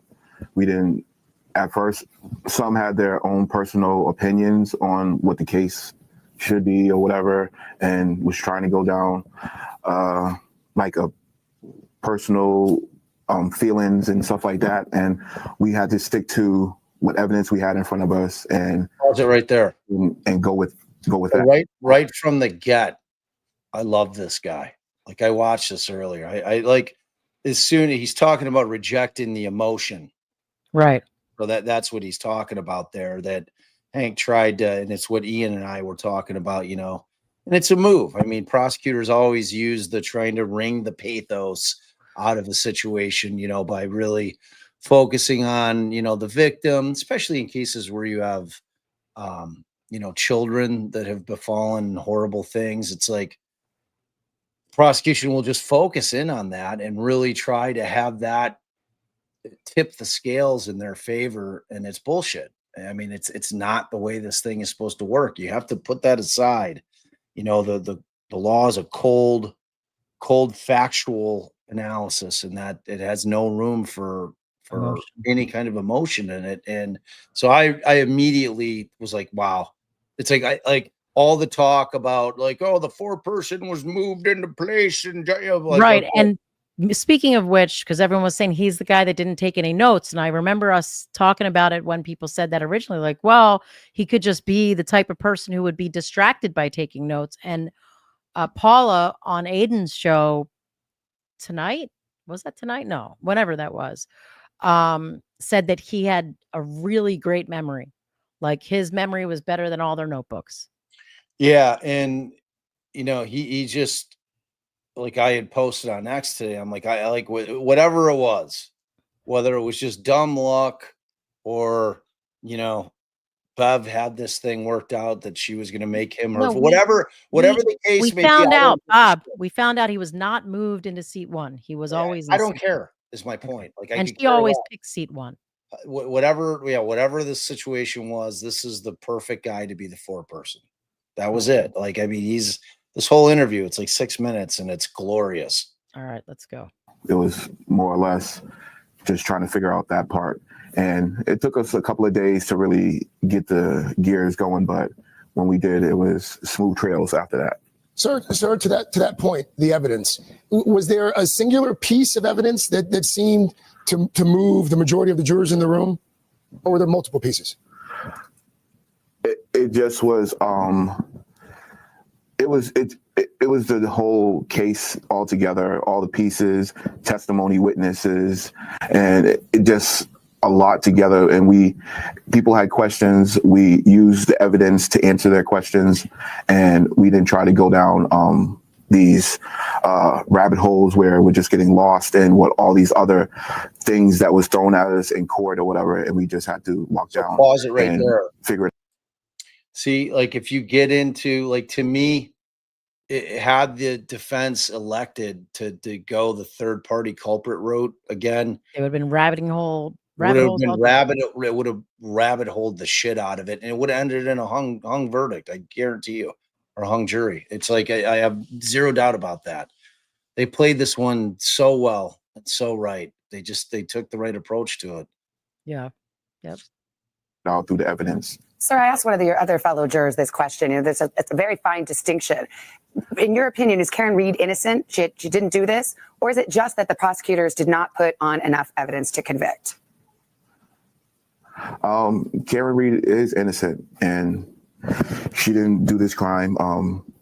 No one could prove that she did this crime, so I looked at her from day one as an innocent woman that needed to be proven guilty, and Boom, I right don't think there. any of that was true. That was my whole post today. That exact statement right there. That he just said everything that I want to hear every single person that ever serves on a jury saying. That's that thing that he's talking about is a presumption of innocence. Right. From the moment that he laid eyes on her, he viewed her as an innocent woman, and he understood that they had a burden to prove that she had done it. And that is where you start as a juror. That is where you start. And this is a guy who, I just think for Black people going on to juries where a white person with money, and they're thinking like, there's just this, I'm imagining like a feeling that like, this is a defense that so many Black people can never get, and you'd think that could have weighed against her in this, with him being, more critical, or, not feeling like this is a person who is innocent. Doesn't matter what, race doesn't matter, what's the word? Not entitlement, but like Privilege. Privilege doesn't matter. Yeah. Access to better lawyers and the money doesn't matter. Like, all people have to start from being innocent, and to be proven guilty. And I don't know, maybe No, I putting think my that's own I think thoughts. that's a very astute observation. I would have thought the same thing. I mean, the way that people of color have been treated in our criminal justice system is fucking abhorrent. And I could very easily, I'm sure we would have had that conversation. You're like, all right, like, are we worried that he's going to be salty because she had a fuck ton of money that she could put this defense forward, and is he going to hold that against her? And he didn't. I mean, he's Right. he was a phenomenal foreperson. Like, I couldn't have. I've always said, everybody knows if they watch our lives, my perfect juror is a Black woman. Like, probably in her 50s, because they think about shit right. Everything, and they call out bullshit when they see it. And this guy proved to be the exact same thing. I mean, he didn't allow, if he did have any of those feelings, he put that shit aside. And Right. he did his civic duty the way that you're supposed to do it. You know what I mean? I mean, he's phenomenal. I'd love to. He's one of the jurors who won't give his name. I'd love to get him on. I mean, He'd I don't love think he our show. realizes that if he's on any social media, that image, He's our people. He doesn't even know how much he's our people. right? But These people guys. can people know who he is now. Somebody knows him. Yeah, well, if you're out there, man, we want you. Come and hang out with us. Yes, we would love to have you on. Yeah. Woman that need to be proven guilty, and I don't think any of that was shown in this process. So to that point, if she didn't do it, who did? That's not my job. Now that was the best Answer. answer. Oh, what an answer. He's like, I'm a smart motherfucker. And you know what? That was not my job. That was not my job. That was the Commonwealth's job. So, I mean, something did happen to Mr. O'Keefe, and it's foul play or whatever you want to say, but there was no evidence to even, through multiple witnesses and testimony by his autopsy and everything, it was still no one said to solid evidence that there was a collision or he got hit by a car. So you don't think she actually hit him You with know, the everybody. You don't think she hit him with the car at all? No, go ahead. You don't think she hit him with the car at all? No. No, I don't. Not with the evidence that was put in front of me and He looks dumbfounded. Have you followed this trial at all? There's no evidence the man was hit by a car. We rendered a verdict. I just told you. I thought she's factually innocent. Right. No, I don't. Not with the evidence that was put in front of me and what we heard over everything. No, I don't. Were you aware of just how high profile this case was? There were throngs of people outside in front of the courthouse. I know the jury officers, kept you away from that, but there was a big scream at the end when the verdict was read that was audible in the courtroom. How much did you know about that, and how much, if anything, did that have to do with your process, your deliberations? I was just going to go with whatever evidence showed us. If it was finding her guilty or finding her not guilty, and we were just going to go with evidence. And at the end of the day, when I came in on Monday, I established everyone. I just want everyone to feel like they're heard 100%.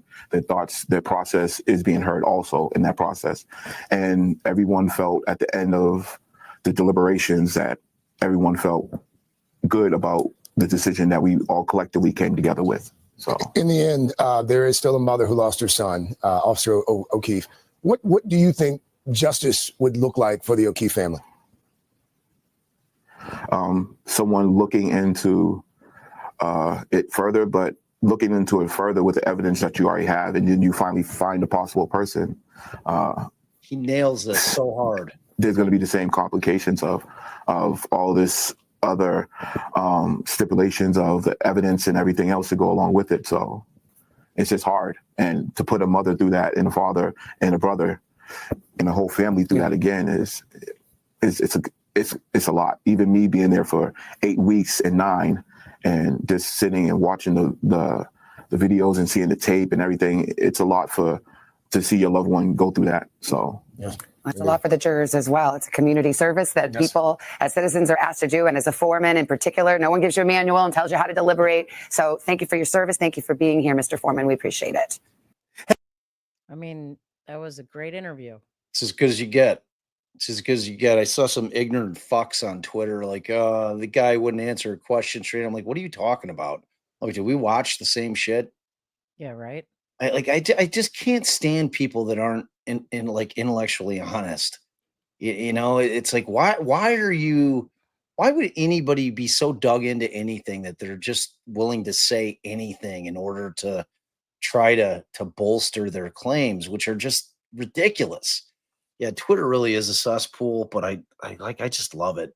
I don't know what it is. Yeah. I like it. It's like, it's a good source for information. Like, 'cause I just don't give a shit about any of the clowns on there, and they come at me all the time. I don't care. They don't get that. Like, I just don't give a shit. Like, I literally, like, I mean it. I give zero fucks. I could not care less. Yes. Bella Bratu just became a member. What'd she get, babe? Aw, family hug. And I got to give little Miss a family hug. She asked for one earlier. Aw, family hug. She's up. It's 4 a.m. where she's at. She's Lord. Well, we're glad to have you. I did. I watched it. They're adorable. I saw them run up to they're so cute, these little boxers. She's got 3 of them. I think one of them's the runt. The white and tan one's super cute. And I showed him to Scout. Don't stop. CRR is really trying to get us to take. I know, but this can't. Maybe Your the guy father needs a friend. What about your father? What about him? Maybe Dad needs a friend. Is it a little dog that's going to stay little? It's a boxer, so no, they're not going to stay that. They'll probably be approximately the same size as Nanook. Could you imagine 2 dogs running around him all the time? Babe, could never walk. What about the guy? I know. We'll have to talk about it. In all seriousness, I'm glad the jurors are speaking out. It makes me feel less crazy. I'm in a lot of different communities, including heavy anti people. Yeah. It's hard because so dug in. Thanks, so Kay dug Schmidt. in. 10 Defense Diary memberships. They're dug in without any facts. The data, like that's all. Like I'm like, I don't give a shit about the data. Like, don't you understand If somebody just tells me about the freaking debris field, how did it get there? How did it get where there? was the debris field? Where was it? It's not where it's supposed to be. Because you idiots understand that tail light, if in fact the diffuser was cracked out and laying on the lawn, is not illuminating, right? Do you people understand? All the jurors said that. All the jurors that were asked about that said that was and we're going to get to these other interviews now, but that was something that they went back and looked at. Why the light was red. I looked at it. We looked at those videos a lot. So let's watch this video now and see what this juror said. I've got it on a different thingy. So yeah, what debris field? Right, exactly. Like what? We've heard from who rendered their verdict of not guilty for Karen Reed. This one, juror number 12, says during those 20 hours of deliberations, she changed her mind. I felt like if they didn't pick me, they'd be fools because I didn't know anything about this case. Personal trainer Janet Jimenez says before this second trial of Karen Reed, one of her clients had mentioned the case, but she says other than that, she'd never heard of it. When she was picked to be juror number 12. So this was the lawyer juror. What do you? Oh, this was the lawyer who didn't make it? No. Wait, she was a juror, wasn't she? Wait, are you talking about Victoria George from the first trial? No, babe. I felt like She if they said didn't that pick me, she's a they'd be personal fools trainer. She's not because a lawyer. I didn't know anything about this case. Personal trainer Janet Jimenez says before this second trial of Karen Reed, one of her clients had mentioned the case, but she says other than that, she'd never heard of it. When she was picked to be juror number 12, she suddenly had a front row seat. I couldn't help but see her because I was right. I mean, I think I had the best view in the house. She was right there. The defense was right there. Did you form any impressions of her? No. Like I said, I knew nothing about her. Jimenez says she filled a notebook and a half as she listened to witnesses and studied evidence over 8 weeks. She says when it came time for deliberations, she was open to listening to what the other 11 jurors had to say. I was hoping that my fellow jurors could help me to go through all of this. So I went in with a very open mind, but definitely leaning toward that she was guilty. Jimenez says what changed her mind is when she went looking for something in the more than 200 pieces of evidence, but says she didn't find it. And it was one big part that led me closer to there's a lot of doubt here. Jimenez says there were holes in the investigation, but she stopped short of saying she believes someone else killed John O'Keefe or that there was a police cover-up. I'm not there to say the defense's story was right or wrong. Do you know what I'm saying? Because there could have been other circumstances that happened.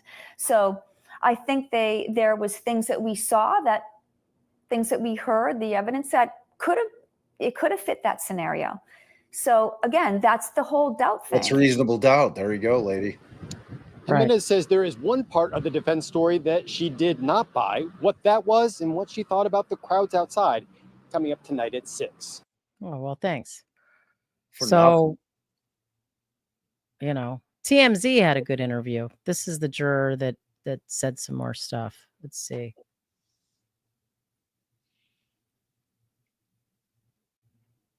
Found Karen Reed not guilty on murder and manslaughter.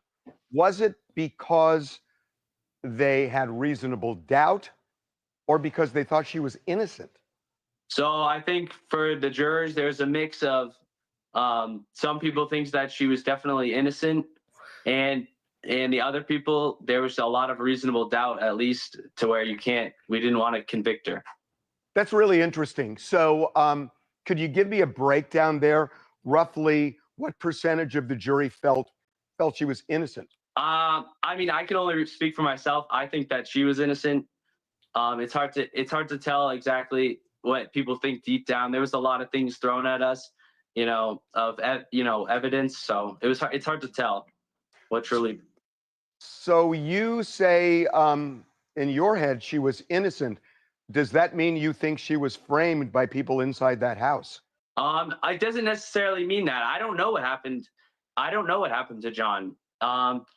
Really, I was This only is juror number presented a 4. limited scope of what happened at the night, and I could only base my opinion off of the evidence that was shown in the courtroom. So I don't really know if there was a cover up or not. I know that's the big conspiracy about it, but I don't really know. All I know is that there was a lot of holes in the investigation. Whether they were deliberate holes or not deliberate holes, it's kind of hard from me sitting back to know that, you know, what actually happened. So what was the feeling of the I mean, it's really good that these jurors are all like, because you have the foreman being like, that's not my job. You had that last juror 12, who said, I you know, like I didn't need to believe the defense's theory. It's not about that. And now you've got this juror saying the same thing, you know, like it wasn't about the defense's theory or not. It was about that there were so many holes and there was such reasonable doubt, and that's what mattered to me. jury? Because Alan Jackson and the other lawyers raised the issue that she was framed by cops and that they would have turned that house upside down if they really wanted to do an honest investigation, and that he was not hit by a car. He was attacked in that house, bitten by a dog, and then put outside to frame her. Did people on the jury, or some of them, buy that argument? I think some of them bought that argument. It's just hard to tell, though, because whether or not we think that there was malicious intent, we were only presented with the facts that they didn't go into the house. So, you know, there's an example of reasonable doubt. So, like, there's other examples of reasonable doubt. So, even if you want to completely buy into the theory or not, that wasn't what we were tasked with. We were tasked with finding, convicting, or, you know, deciding on this person's fate based on the proof and the evidence that the Commonwealth was able to present. And, you know, there was a lot of holes in the investigation. Yet you went many steps beyond that, because you say, in your view, she was innocent. What compels you to think that? Well, one thing that I think that compels me is we did a lot of review of the tapes, and it seemed to me that the videos that we could see from the car after the alleged incident happened, that when we could see the taillight, it was lit up red where it shouldn't just have been red. So that Be in trouble 31. I mean, it wouldn't have been lit up at all, right? Well, I mean, whatever, but it was also lit up red. So Right. you're right. It wouldn't have been lit up at all. that leaves to me a conclusion of, well, how come it's red in this video after the alleged, collision happened, and then it's, it's not, it doesn't have any red pieces where it should be red. So in other words, you do not believe that SUV made contact with John O'Keefe? I don't believe that the SUV collided with John O'Keefe. I mean, the worst part about it is that was the prosecution's like entire case. That's what they kept relying on and re-showing that stupid video, trying to gaslight the entire jury and the entire world that tail light wasn't red. Bob, where are you? I'm here. What do you mean? You're not saying anything. What you just said it. Okay. I mean, I agree. Obviously, hitting the pause and play on like a whole different screen. So. Oh yeah, no, I mean that's exactly what I just said. Just prior to that was like they were resting their whole case on that. It was like from opening to closing to like, don't forget that tail light was white, to showing, it's insane. It's insane. Right. And those pictures just never showed me shit. It's like you just couldn't see them clearly enough. And for me, that the Be in Trouble 31 videos showing me, because I had no idea. I had been asking about it the first time. I'm like, well, like, how do we know how this thing operates? Would it still be illuminated? Would it, like, what would it look like? He did the goddamn experiments. And you know what? If the diffuser's broken off, which we know from the first trial, they claim they found in the yard, There is no illumination at all. Nothing. It's black. There's no light, no white light, no red light, no light. So for that, like their entire case was really focused on those clips. They really thought that Karen's own words were going to be the thing that pushed this jury to a guilty verdict. And he just miscalculated it. He just did. Yep. And good, because it was a fucking sham trial. I mean, she should never have been arrested. Right. She should never have been tried on this, let alone one time, but 2 times is grotesque, especially with the threat of murder, second-degree murder. I mean, are they fucking kidding me? Right. Oh, What was the initial vote with the jury when you first took your vote? We didn't do an initial straw poll. The judge recommended to us in the courtroom that is not a good way to do it. We broke down what we did is we broke down each charge and we went from top to bottom. We've never, ever, ever had a judge suggest or intimate in any way, shape, or form the way the jurors should start with their deliberations. Yeah, and I want to make the point, you know, this is a perfect example of just exactly how much jurors go by what the judge tells them. Like, jurors look at the judge as like the big boss. So, you know, what the judges say to jurors carries a lot of weight. And it was interesting. I don't know if it's this guy or which one of it is, where they're talking about, maybe it was Paula's, where she was talking about the objections and how, like, we were talking about it during the trial. I was like, you know, you hope as defense attorneys, when we're on the other side of that, when they're sustaining all of the objections and they're denying all of our objections, and you just hope that the jurors get that feeling that what aren't they allowing us to hear? Like, what are they just trying to break up flow? Are they trying to stop us from hearing things? And it was so egregious in this that jurors took note of it, you know, and it was heartening to hear that from one of the jurors say that. So, but you know, it's as a rule of thumb, just understand that jurors don't view judges the same way that we do when we're viewing trials and screaming that she's biased this and biased that. Right. You know, they hold judges in high regard because, like, we're taught, you know, you have to respect your judges. And when you're in the trappings of that court, you know, you feel that weight. Right. All right, let's go. And then we'll hit that comment. And discussed everything thoroughly and, you know, did our best to do right by, you know, the Karen Reed and the Commonwealth. Was there a division initially? Yeah, there was a division.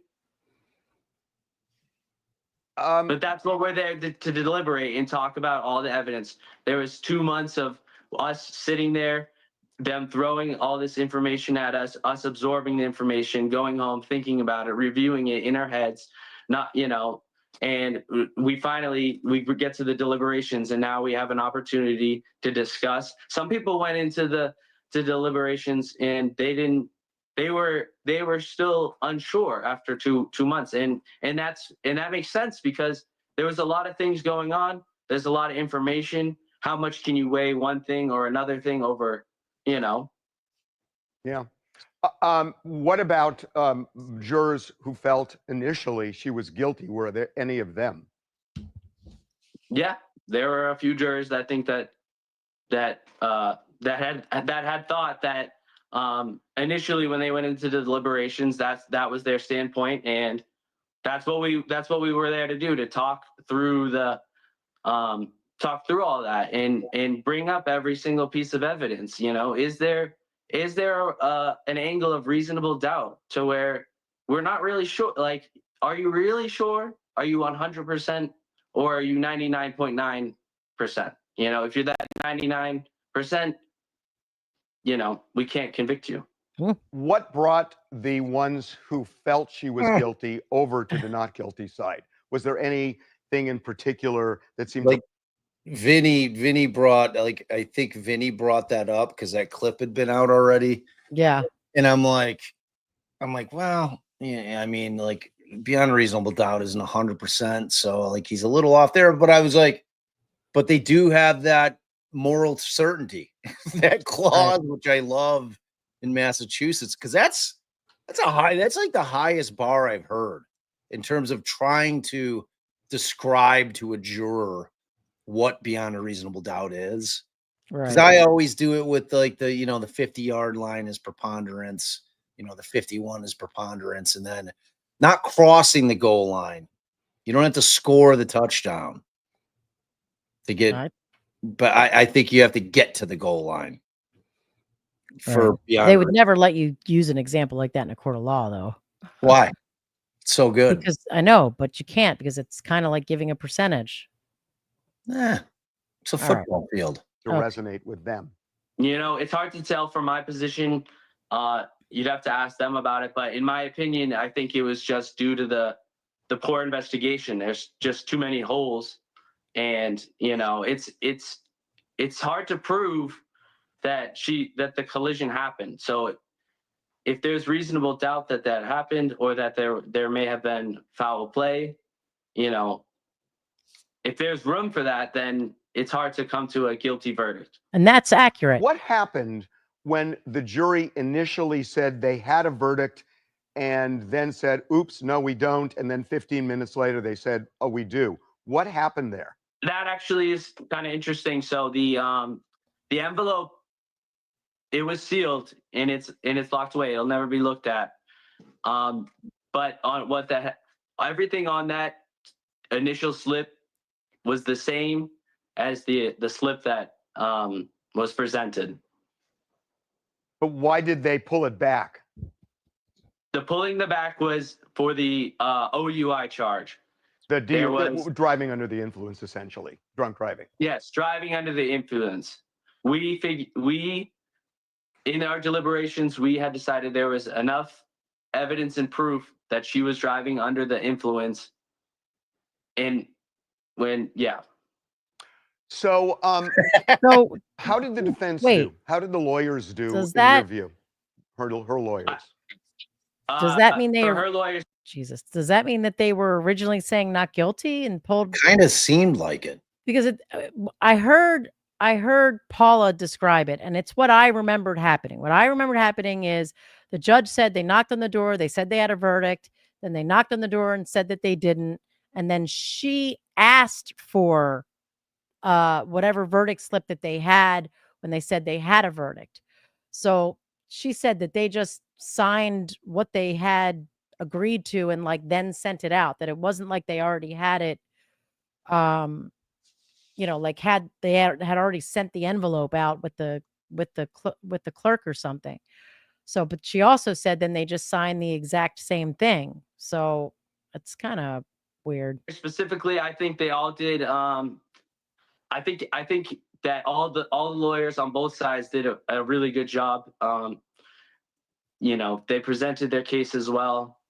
The no one's police, asked. You say the investigation was poor. The defense said it was more than poor. It was corrupt, and they pointed to the lead detective who had been fired, didn't testify in your trial. Did that have an impact? And did you think it was a corrupt police investigation? Do I think it was a corrupt police investigation? I don't know. There's no way for me to know. I wasn't there. There was just, there was holes in the case that left for reasonable doubt. I think they could have checked some boxes or.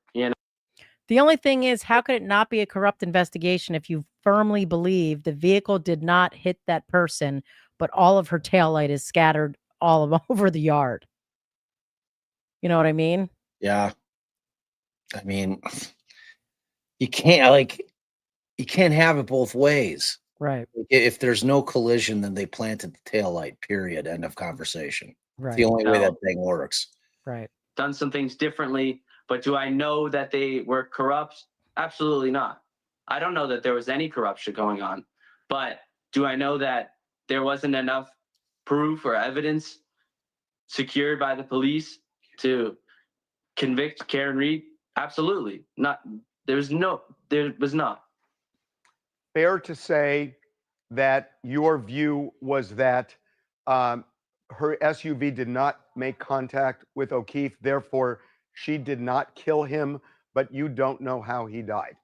I would say that's fair to say. I don't know how John O'Keefe died, and I do not believe that there was a collision between the SUV and John O'Keefe. Then they planted the All evidence. of the hoopla around the case, the people outside, did it give you comfort in reaching a verdict like this that you saw there was a community behind your point of view, or was it irrelevant? Honestly, that made the pressure a lot harder, and it did not give me comfort. It made it a lot harder to block out everything and come to a decision. Why did it make it harder? It made it harder because all of the eyes are on us. We were told we're the most important people in the courtroom, and they keep us away from the crowds of people in the front of the courthouse. But we do see them, and I don't think that having all those people swayed me to go either way. We were only tasked with looking at the evidence. We were 12 jurors. We had to back up how we felt in this. For our decision, and we couldn't let any outside factors, her punishment, we couldn't factor any of that. We had to look at the evidence that was presented to us, absorb it, really understand it, and see if there's any reasonable doubt, and there was. There you go. Yeah. I mean, I'm glad dude was the foreperson though. Yeah. All right. Do you want to go to the McAlbert interview? Yeah. I mean, let's get the chat all worked up. Well, let's talk about this when comment does this first. take place? Yeah, let's go through some comments. 4 days ago. I don't know where you let off. 4 days ago. So I've got up. And while we're Allie. here on a little bit of a break, make sure you're liking, sharing, and subscribing, please. That really helps us grow. And we are growing. And it's all because of you guys. So please like, share, subscribe to all the algorithm things. Yeah, Milo's mom makes a good point. Like, if you're living in that county, do you want to admit the police are corrupt? Not really. I guess you just kind of say, I don't know. I don't think they didn't prove that. Yeah. I mean, it's the safer bet to not say that. So Legal Onlooker says the jury was amazing. Did you see that Hank took part of his closing from AJ in a 2007 case? Oh no, I saw that he took part of his closing. She's talking about the first trial. She's talking about him. How does Hank say usurp? Usurp. That he usurped AJ's closing in a 2007 case. I know he also pimped some of his either opening or closing from the first trial. Right, but link in the comments. That's actually pretty interesting. We'll check imitation is the highest form of flattery. Indeed. Thanks, Gen X. Legal Onlooker says it's like trying to reason with flat earthers. It really is. The anti-Karen Reed people. Oh my God, it's hard. It's crazy. It's so hard. And then J Bean says, I want to know, what I want to hear is, what did they do differently picking a jury? Because it seems they're very different from the first jury. I know it was different trial, but the jury was different. Love you both. I mean, I agree. And I don't think based on the interviews that I've seen of the Alessi and Yannetti so far, I don't even think they'll go into strategy as far as how they picked a jury differently, to be perfectly honest, because they're not going into any strategy. And I did thank Kay Schmidt there. So, I mean, when we get him on, I'm going to ask him not that question, but going into it, who in their minds, who their perfect juror would have been. Like, what were they looking for? Because you always have kind of and it's an interesting intellectual conversation in terms of like kind of who you're looking for, depending on the facts of the case, So, and I'm going to skip around in this interview with the McAlbert thing.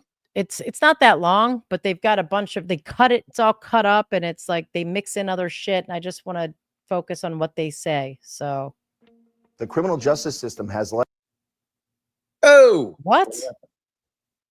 what happened? Why did that happen? I don't know. What'd you do? I don't know. That's What? The weird. video's gone?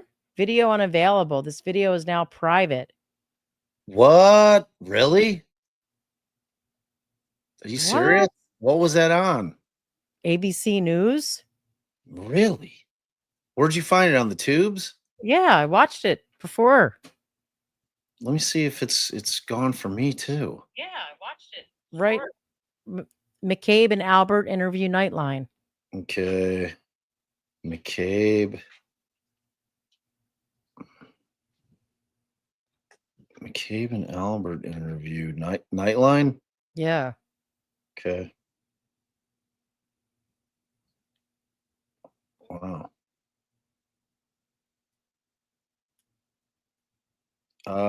From 4 days ago. First, we're following new Yeah. Oh, I see. I don't know. It's like it's still showing up for me. I don't know. Actually there? Yeah, but no, it's actually Court TV's like chopped Yeah, up. I've got Court TV's version up right now. I was going to share that instead, but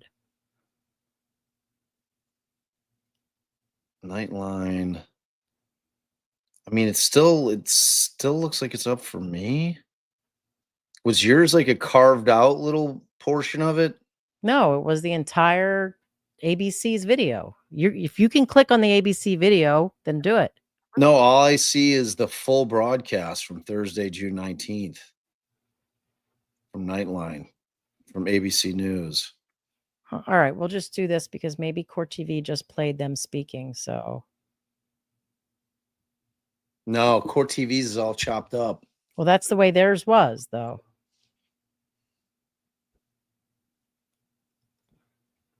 woken up out of a cold sleep from hanging out the night before. By the time I came downstairs, the police were already in my house. John was already. What?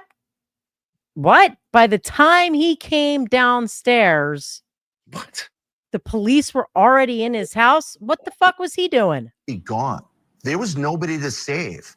I would have taken a bullet for John O'Keefe because he was a fellow cop. That's the most ridiculous question that people always ask. It made zero sense. What am I supposed to do? Run out front in my underwear and start running yellow tape around the fire hydrant? What? Can someone explain to me? Wait, from the time Go that back. she says, I did. what he said was, by the I did. time I came downstairs, John O'Keefe was the police were already there, and John O'Keefe was already gone. What was he doing up there? Finishing his little the end of his little sex route that got him a sex butt call. I thought that was at 2 a.m. So what were they doing? They get awoken. It's called a butt dial, babe. No, it was a sex butt something because he said that his butt answered while they were having sex. Maybe it answered and called. I don't know. Kids call it a butt dial.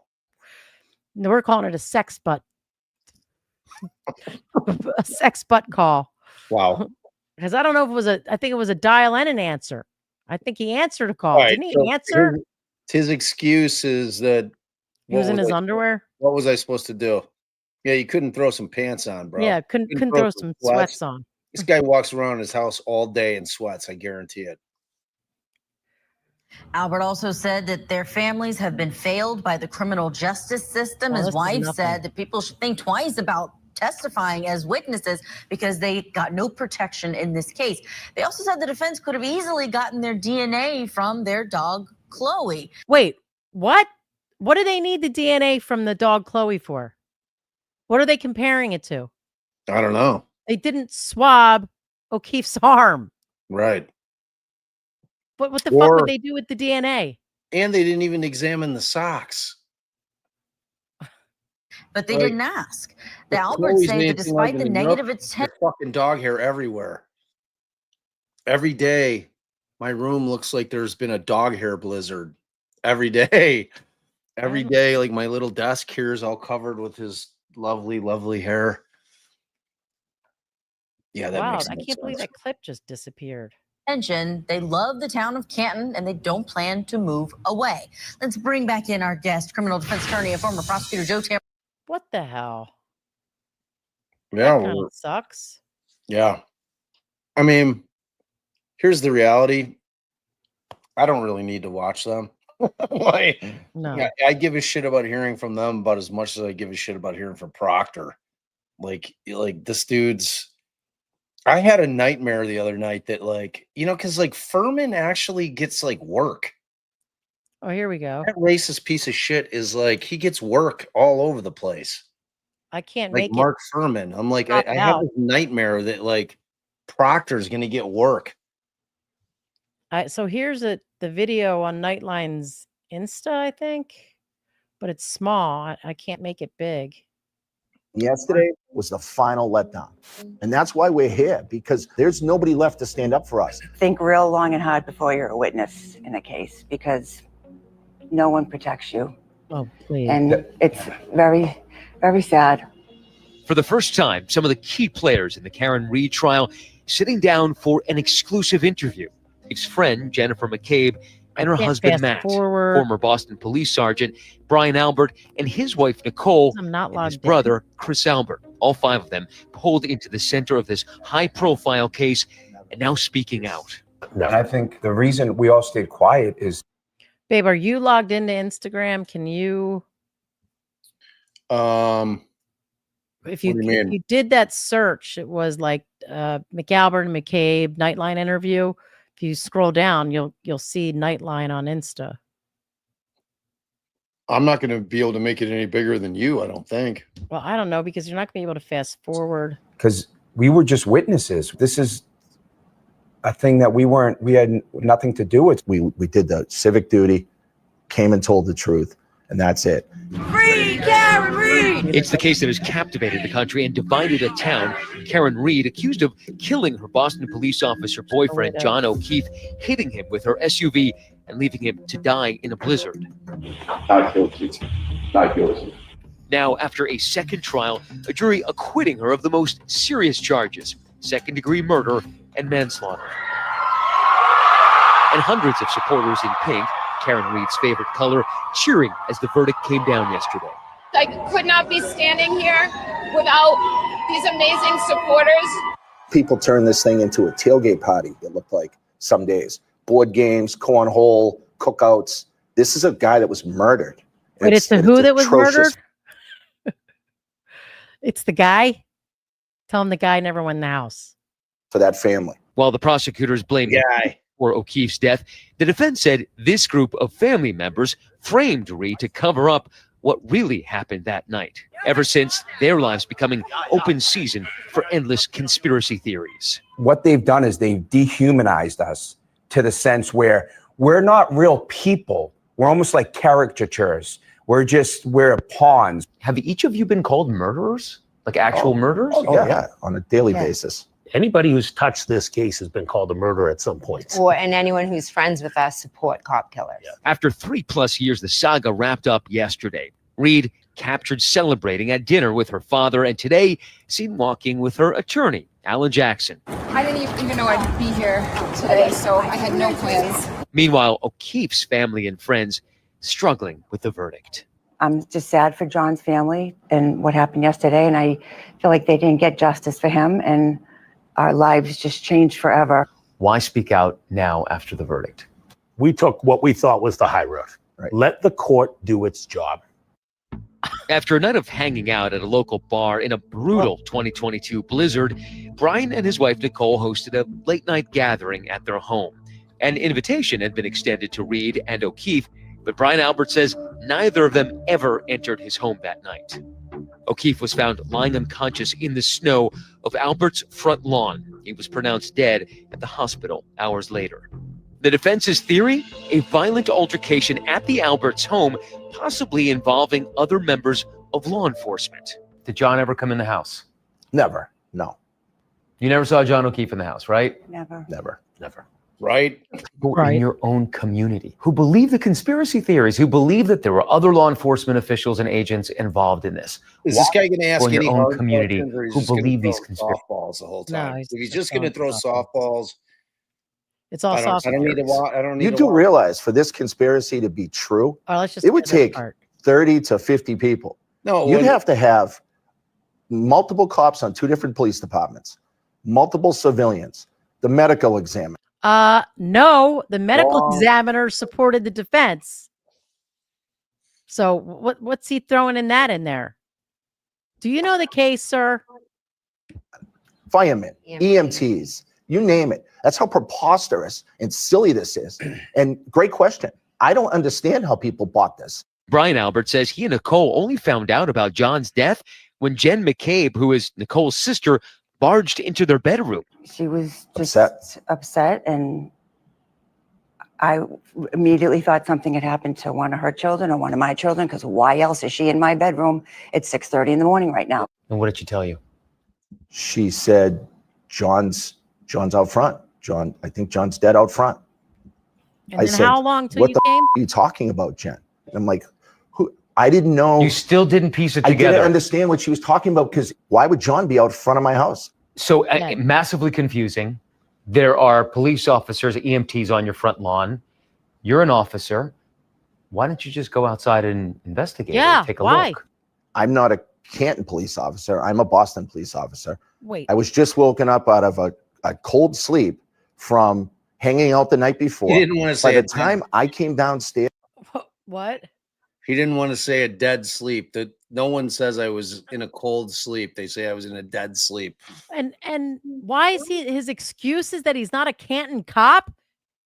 It's your fucking front yard, pimp. It's your house, sir. No one believes that, you pimp. What? Wow. I'm not a Canton cop. I'm not a Canton cop. What am I supposed to do about this? the police were already in my house. John In was his already house. gone. There was nobody to save. Like the police, right? The police were already in his house. What the hell was he doing from getting a frantic information that there's a dead police officer on your front lawn until he moseyed his ass down the stairs? Oh, They were in his house. That didn't happen until like 8. I know. I thought they No. were in there like 8 in the morning. No, that might have been when they came back. I think they popped in there for something earlier. I don't know, but it doesn't make any sense what he's saying. I would have taken a bullet for John O'Keefe because he was a fellow cop. That's the most ridiculous question that people always ask. It makes zero sense. What am I supposed to do? Run out front in my underwear and start running yellow tape around the fire hydrant? Over the course of the night, Reed called and texted John. All right, I think there's not much left of this. I mean, who in the world is buying that excuse? If there's a dead person on your front lawn, especially somebody you'd take a bullet for, you're not going to go outside to see what's what. Be like, what happened to him? Like just your curiosity alone would draw you out there, especially if you're Right. a cop. Like non-cops, maybe you're like, cops are telling you, well, stay inside. We don't want you to contaminate the scene. This guy would have free reign to just walk right down there, take a look at John, maybe see what the Walk injuries out. were. Say, do you guys None of need that- anything? none of that even dawned on him that maybe like he just want to know it. I mean, it's on his front lawn. You don't rush You're so outside as forward. soon as someone tells you there's a dead man on your front lawn. Of course you do. That's insane. Malo says that jury seems to be so damn legit to that. I don't know what that little emoji is. What is that? Oh, drinking like cheers. So damn. So cheers to that. Yes. Yeah, 100%. T-Rex says, did you all see Maureen Callahan thing? Real disappointment. I liked her before. Now I think she doesn't. Wait, are you being sarcastic? Tony Bruschi's groupies love me. I'm dying. Why are they giving me shit in his chat? I gave him the business. I mean, had to set Tony straight. I mean, we just don't agree on the case at all. So what's this Maureen Callahan thing? I don't know who that is or what it refers to. T-Rex followed that up with police have mutual agreements. The jurisdiction doesn't matter if it's helping. So yeah, we expect the Boston cop to secure a crime scene. We expect him to exit the house and see what's up. On his front lawn. Edward Kilpatrick says, I would take a censored for John, but you asked me to put on pants for John and it's just a bridge too far. Yeah. You asked me to put pants on. That's just gone a bridge too far. Come downstairs? Come out of my bedroom? Come Wait, on. what did she ask about Maureen Callahan? What was the question? No, what is Did it? you see Maureen Callahan thing? Real disappointment. Real I liked her disappointment. I before liked this. her before this. Now I know she doesn't do her research. Why did she come out? Did she come out saying she thought Karen did it? I haven't seen it. Yeah. Give me more in the chat. And then as my chat likes to call me out, I won't look. Cat's Pajamas says, in my opinion, part of that interview plus Brennan's statement are building up to witness intimidation case against Aiden, like a PR campaign to sway public opinion. Just a thought. No, it's reeks of that. It reeks of that. Reeks of that. Are you fucking you kidding me? know they are going balls out against Aiden. So speaking And of people, I appreciate Aiden's like he's like, I'll never do a day in jail on that shit. Like that amount of felony charges just sitting over your head is like insanely anxiety driving. It's going to make him just like you can't escape it. It's like every day you're thinking about it because it's looming, you know, and it's like I mean, we're definitely covering that case because it's an important case in a lot of different ways. so speaking of people who don't do their research, you had John DePetro get catfished by a juror, someone posing as a juror, and he put it up on his Is this like real? This guy, like that guy is so fucking weird. Does anyone want to see the fake? Yeah, I do. That he did? I definitely Okay. do. Yeah, like I don't have to Aiden listen or look. confirmed that like he found out it was fake because the guy eventually said something that like tied it back to Aiden, and then the catfish guy was sent their like text communications to Aiden. So Oh, wow, that's glorious. That's glorious. I did not know that happened. yeah. So Karen Reed, juror exclusive, note taker, alternate juror 17, Karen Reed trial. So apparently he told him he was the guy that took all the notes. I was not a deliberating juror, so I can't speak to what the 12 deliberators were told. As for being an alternate, I have to confess to being very let down when Jim called my number. He called 3 other numbers before 17. I thought I was going to get through, but what can you do? It's the luck of the draw. 6 of us had to be alternates. How would you have voted? I would have voted not guilty for all charges except maybe OUI. I think she was drunk in the morning. They tested her in the AM, but that doesn't prove she was drunk when she left the bar because she easily could have gone home and drank. So I'm surprised this guy even published this for as anti-Karen Reed as he was. Yeah. How was Hank Brennan? Hank was very focused, very determined. He did a great job at crossing Sergeant Barros. He definitely tripped him up and got him confused on the pictures, but at times Hank came across as just rude, saying over here to the witness was way over the line. And the thing with the holes in the back of the hoodie, that really hurt his credibility. How was blue paint? That's the question he asks. How was blue paint? What? What kind of question is that? It's a bad You're one. doing the interview, sir. And That that's how you frame it. You're like, how was blue paint? All right. I mean, that's what we all think of it as. Honestly, my head was spinning. I thought it was a joke. I couldn't believe a forensic expert would do something so silly. All it did was demonstrate that if you intentionally put your bare skin against wet paint, the paint will transfer to your skin. I don't know how anyone could think that was a smart thing for a prosecutor to show. What was wrong with the case?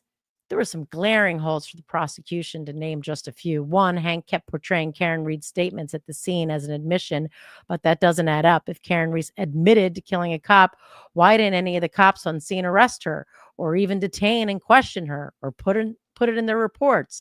There's an officer down and there's a woman yelling her admission for emergency room responders to hear. But by coincidence, not a single cop heard it or thought to write it down. That's odd, right? I'm getting really surprised he put this up. I wonder what he said about it when he did. No consistent explanation for injuries. No medical doctors would say a car was involved. If he was on the lawn at 12:30 to 6 a.m., where was the frostbite? The state just ignored this. Why? I'm not a true crime guy. I don't know about other murder trials, but maybe you do. John, is it normal for the state to charge someone with murder when their own medical examiner can't and won't call it a homicide? Is it normal for the state not to call the main detective? Now consider, is it normal for both of those things to happen in a murder trial? Common sense would suggest no way. That's massive doubt. What did the defense do well? Defense did a good job of establishing reasonable doubt, especially with Trooper Buchanan. He was so defensive. I kept asking myself, why are these police so defensive, evasive here, and not just Buchanan? Who were the good witnesses? The scientists from ARCA were convincing when they were cross-examined. They didn't get defensive or snippy, contrast to so many witnesses for the prosecution. Brian Loughran was maybe the most convincing, at least for me. I was born in Norwood when JFK was president, and I have lived in Massachusetts my whole life. I've shoveled more driveways than I can remember. Ha. If there was a body on the lawn an inch or two of snow just off the road, there's no way a plow driver would miss it, right? Unless the plow guy was drunk or had skipped his routine. Who were the bad witnesses? Jen McCabe. Too many things didn't make sense, especially when she forgot who she called when she called when those other agents asked her. Carrie Roberts, she kind of admitted to lying to the grand jury and said she didn't do it on purpose, but still it made me wonder, why is the state calling someone who lied at the grand jury?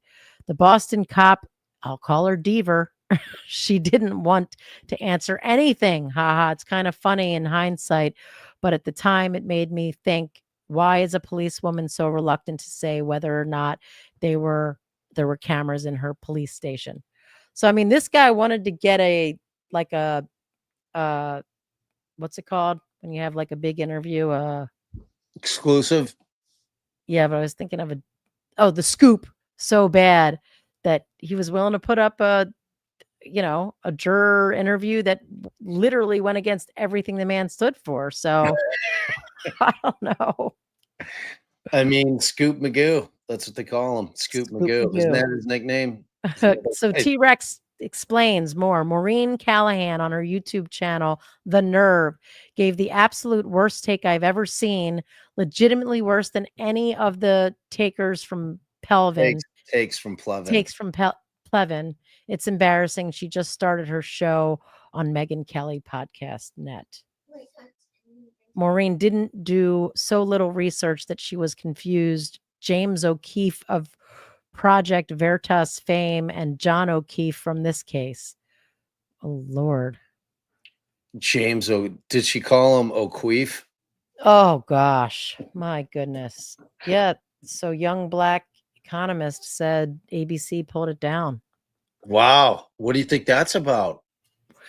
They probably did get a lot of feedback. Is she feeling any better? Good. Don't. I want her to strain it there. All right. I think that was all the stuff that I had lined up. You did great work, babe. So Allie and the girls, Tracy and Mandy, put all that stuff together while I was out softballing. There actually might be more that they sent me that I'm not. I mean, let me see actually. So yeah, as you guys know, we're still working on getting that's everything. Getting the lawyers, and we will. I couldn't help myself. I followed up with Dave. I'm like, and then I followed up to make sure that I wasn't being rude, but what we'd actually like is just you or No, I Unless followed he- up tonight to make sure, and he says Oh. absolutely. So they'll be Wait, on. They'll be but on. do they? We want little. I don't like. I like. It I sent seems I like sent him an Alan email and and I carboned Liza Alessi. are on like they're not appearing for a reason. All right. Well, I've Either reached of out them. to La Posada, and I Yeah, tried to reach out to. And I saw people talk about Michael Easter, and I reached out to him, and he'll come on. So, but he's like, he sent me a response back, and it was because he's limited in what he can say too, which I don't see why actually. I Tell don't. Allie to look. Where did that go? Oh yeah, there was a Barros interview as well. I didn't watch the whole thing, and I don't think we can show it because it's like on somebody's TikTok, and I don't know if we can show her TikTok or not. But it was interesting because Barros said that the prosecution tried to get him to change his testimony. The first trial. No, And I they heard that. intentionally didn't show him the video, the pictures, because he had said it wasn't like that. So they knew he was going to say it wasn't like that. And he said he was surprised that they just asked him the questions they did and then never gave him the opportunity to like really say anything more. So Yeah, that's nuts. I was That's trying to like- find someone put up a Rich, are you comment. talking over at Tony's thing? Yeah, that's like us though. Tony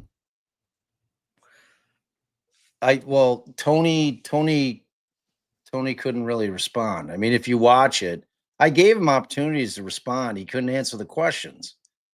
What do we care? That's all right. Lots of people hate us. Yeah, I We'll mean, take the hate. They Well, were it's pissed at Tony. I easy, thought you had right? a good debate, The and they thought easiest Tony. thing to do on YouTube, if you're a law tuber, is to sit on the fence. You'll take some shit here and there, but if you take a position on a case, that's where it's at. And we're position takers. So, there's always going to be people that, aren't happy with us. Like, I guarantee, I was telling Allie, I was like, I've reached out to Dr. Russell. Sorry. I think she turned her phone number, changed her phone number. But I sent an email. oh, like Tony loves it because it's and I love Tony. Like I don't not like Tony because he thinks that Karen Reed's guilty. So I just don't feel that way about cases. It's like I have my opinion. No one's ever going to change it. But it doesn't have to be that I hate someone, because it's different than the trolls. Like Tony's. Like the guy found her statements very compelling. I'm like, what, dude? I went at him hard. It's like I went at him very hard. Apparently upset his entire. Well, she said because he felt like I was walking all over him. Well, I was. What is the counter argument? Ask the flat earthers. John O'Keefe was not struck by a vehicle. NB I says, don't give a shit about the state's timeline. The Commonwealth's timeline means nothing to me. Nothing. Because John O'Keefe wasn't struck just like by their a motor debris vehicle. field. Their debris field. Yeah. MB, member for 2 months, says, I love this late night chat. And, Yeah, it is definitely a late night chat. Malo says, Allie, Northern Illinois lady here, drinking a vape. It's just nicotine, people. Everybody, I read a comment the other night. She's like, somebody's like, I hate that channel, and the woman vapes all the time or something. And somebody said that I look like I'm high or I'm fucked up or something. I'm like, yeah, that's funny. Get eyes. It's funny. Yeah, I mean, I appreciate that. It's like, it's like it's easy to sit on the fence, because it's like if you're trying to build a channel, and you don't want to piss people off so that half the people are going to leave, you sit on the fence. So, I don't sit on fences. Like, I didn't sit on the fence in Richard Allen's case, and I didn't sit on the fence on Karen Reed's case. And like with Karen, I had the benefit Of trial one. of trial one. Right. I saw the evidence. With Richard, leading up to that case, it never made sense to me. I thought that the starting from the PCA, which was sealed, without any kind of rationale or reason for months, and I'm like, why are they sealing a probable cause affidavit? I'm like, there has to be. It's a high bar to seal that. That is like that is the opening salvo by the state when they arrest somebody, saying, okay, this is why we're arresting them. This is the probable cause we have.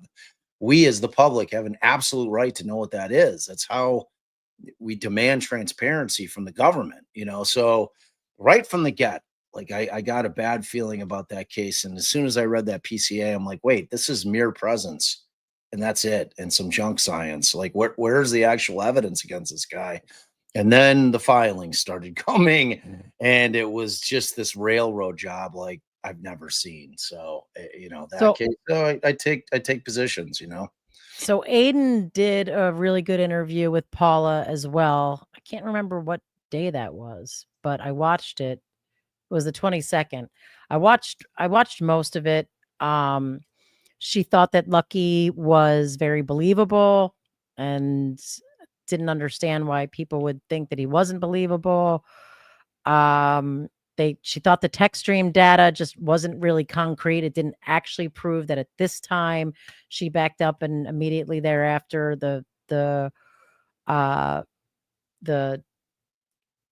his phone stopped working. She did, get the understanding that the FBI was involved. She said that the sealed verdict form was what I described, that they hadn't even put it in there yet. It was that the judge asked for it. Let's see. She thought Dever was the worst. Totally unbelievable. All the same shit. Yeah, no, she gotten way more detail in Aiden's interview. It was really good. She said a lot of really good things. I'm not being able to recall them. I'm going through his like tags. What are they called? Like when they mark off certain things in the idea evidence marker. No, like the timestamps. Yeah, Jesus. To try and remind myself. She believed Officer Barros, and Dr. Scortibello was like really strong for her. With the deliberations, I think she said, if I'm remembering correctly, they didn't even start to vote until Wednesday. They did nothing on Friday. On Monday, they waited. If that was the day whatever day they asked the questions, then they waited for the answers and didn't really do much. They talked about they did talk about, like, did she know that people were saying that the jurors were getting evil looks by parts of, members. One of the jurors was uncomfortable by the O'Keefe family looking at them. She was not aware of that. She was not aware of anybody, with Higgins. She didn't believe Jen McCabe. She thought she seemed coached, and Carrie Roberts, she thought was very believable, but was manipulated by Jen McCabe. Then they confronted her with like stuff that she didn't see first trial. Lauren, is that a sign of love that your cat like playfully smacked me? Or do I irritate your cat? El gato. But it was a good interview, and there was a lot more that I can't think of right now that like she said that was like, wow, that's exactly what like the defense wanted to be taken from it. It was like very smart. She's, clearly a very smart, articulate woman who was, taking jabs at some of the people taking jabs at her and kind of having fun back at them. But it was a great interview. I although it was on, I did not get to watch most of the Melanie's interview. I got on for a minute. I said hi to the chat. Chat was like going Off the crazy. charts, yeah. Right. And then I Like, she started. needs to put a brick on that shit. Like, doesn't she needs to slow her chat down. It's I like when think you're she in a did. chat with that many people and you don't have like some kind of like time limitations on it, it's like impossible to read anything. It's like crazy. Right. But I'm gonna definitely listen to it in bed tonight. I'm sure that all of you have seen it. I'm Oh, sure it was Gannicus great. knows. Gannicus knows. What? Spitfire says, here's a sign of love. Gannicus was getting annoyed at me for watching other law tubers. He said only loves Bob and Allie. What a kid. Gannicus has got our back. What a But great we kid. obviously like that everybody listens to different. Yeah, we love all our friends in the law tubey world. And you know, I mean, if you know anything about me, it's like I happily promote my friends, and I love doing that. And you know, it's I think that there's plenty of room for all of us. We all have different views on things. It's like we can all be Ian had a part of great the same thing. interview with the guys. We watched Absolutely. that. I did not watch Peter's, and I'll be watching Melanie's tonight. Maybe I'll get to Peter's. But you know, Melanie, she's really been the one following this the longest, so I would almost expect hers to be the most in depth. So we'll have to see. Yeah, I mean, like if you're talking about like who's earned it, it's like I got the interviews with the Delphi lawyers first because I earned it. Like I was the only one following the case for 2 years plus, and so they, you know, Or the one follow. Basically, you were as closely as I Melanie. mean, in terms of followed law from day one. tubers, I mean, like Ange, there were plenty of other channels, but like kind of the lawyer that was following that case was me. I mean, I don't know who else. I mean, others dabbled in it, and then late in the game, Andrea got into it, but like she was very, very late to the game. So like, and same with lawyer Lee. Well, I don't know if you know when they actually started. Were you following everything Yeah. that they did? No, well, yeah, I watched Andrea before Delphi. Like I was watching Andrea some when I was watching Depp, Johnny Depp and Amber Heard What? When did you watch that? when it was going on. After Jazz Fest? Because neither of us knew anything about it when all our friends were asking at Jazz Fest. Wait, what? I don't know. We'll talk about it later. Yeah, that sounds like bullshit. Like I knew about it. Like how you didn't watch any of the Amber Heard Johnny Depp Not trial? until after Jazz no. Fest. Jazz And I definitely didn't watch it with any. This is like years any ago. YouTubers. What Jazz Fest are you talking about? Jazz Fest, whatever Jazz Fest was while that was going on. Dude, you must have had your head up your ass, dude. Like I was definitely was watching. Yeah, you were probably still writing that goddamn post-conviction relief act petition. All right, let's say goodnight to everybody. All right, we love you guys so much. We've missed you while we were gone. We truly did. Remember, tomorrow I haven't decided the time yet because I'm trying to factor in certain things, but we will be doing our Barry/Suzanne Morphew live tomorrow. We will be going through the indictment and see what the state's case is. We'll also give you some factual background if you're not familiar with that case, a tragic case. Beautiful Suzanne, 49 years old, mother of two, went missing in 2020. They didn't find her body for 3 years, and her husband Barry was arrested initially, and then charges on the eve of trial, they dismissed the charges without prejudice, meaning they could bring it again, and they have. So, do we even know how they came? Like, how they find the body? They kind of got into it a little bit in that 48 hours, but it was like I don't know if they got a tip. Like I don't know how they decided to check this area because it was like off the beaten path, and it wasn't necessarily near where they found the bike or the helmet per se. You know, it was because there was a huge amount of area to recover, and then they actually had been shot by a tranquilizer gun. Yes. Well, they found it in her marrow. So ultimately, and they were talking about that they had they knew an area that they wanted to check. And you know, they had the infotainment shit from the car, but there's that 4-hour gap where it wasn't. Oh, they were looking for a different body. No way. Is that true? Because like the interview I saw, There, someone they else. found the body while they were searching for another. Who put that there, woman. Mandy? Wow. It wasn't me and wasn't you. I did not know that.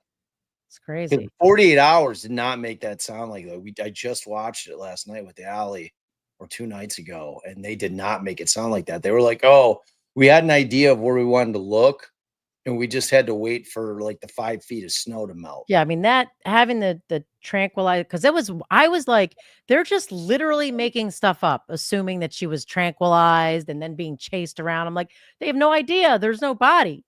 And then they had it right. Yeah, Mandy, I need a thumbnail, please. All right. Thank you, everybody. Thanks for all your generosity. No, that's crazy. All right. Well, yeah, we love you guys. Thank you. Thank you so much. Please share, subscribe. And hey, if you're watching on replay, leave a comment in the chat. It really helps. But share, subscribe, like all the YouTube things. We really, really appreciate that. Thank you for staying up late for us on a Monday night, late night for you guys. 11:50 on the Central Time and 12:50 East. Across the pond, y'all are up at the crack of dawn. So we love you guys so much. Thank you, thank you, thank you a million times over. Because without you, I am just an old man. Sitting around talking to his wife.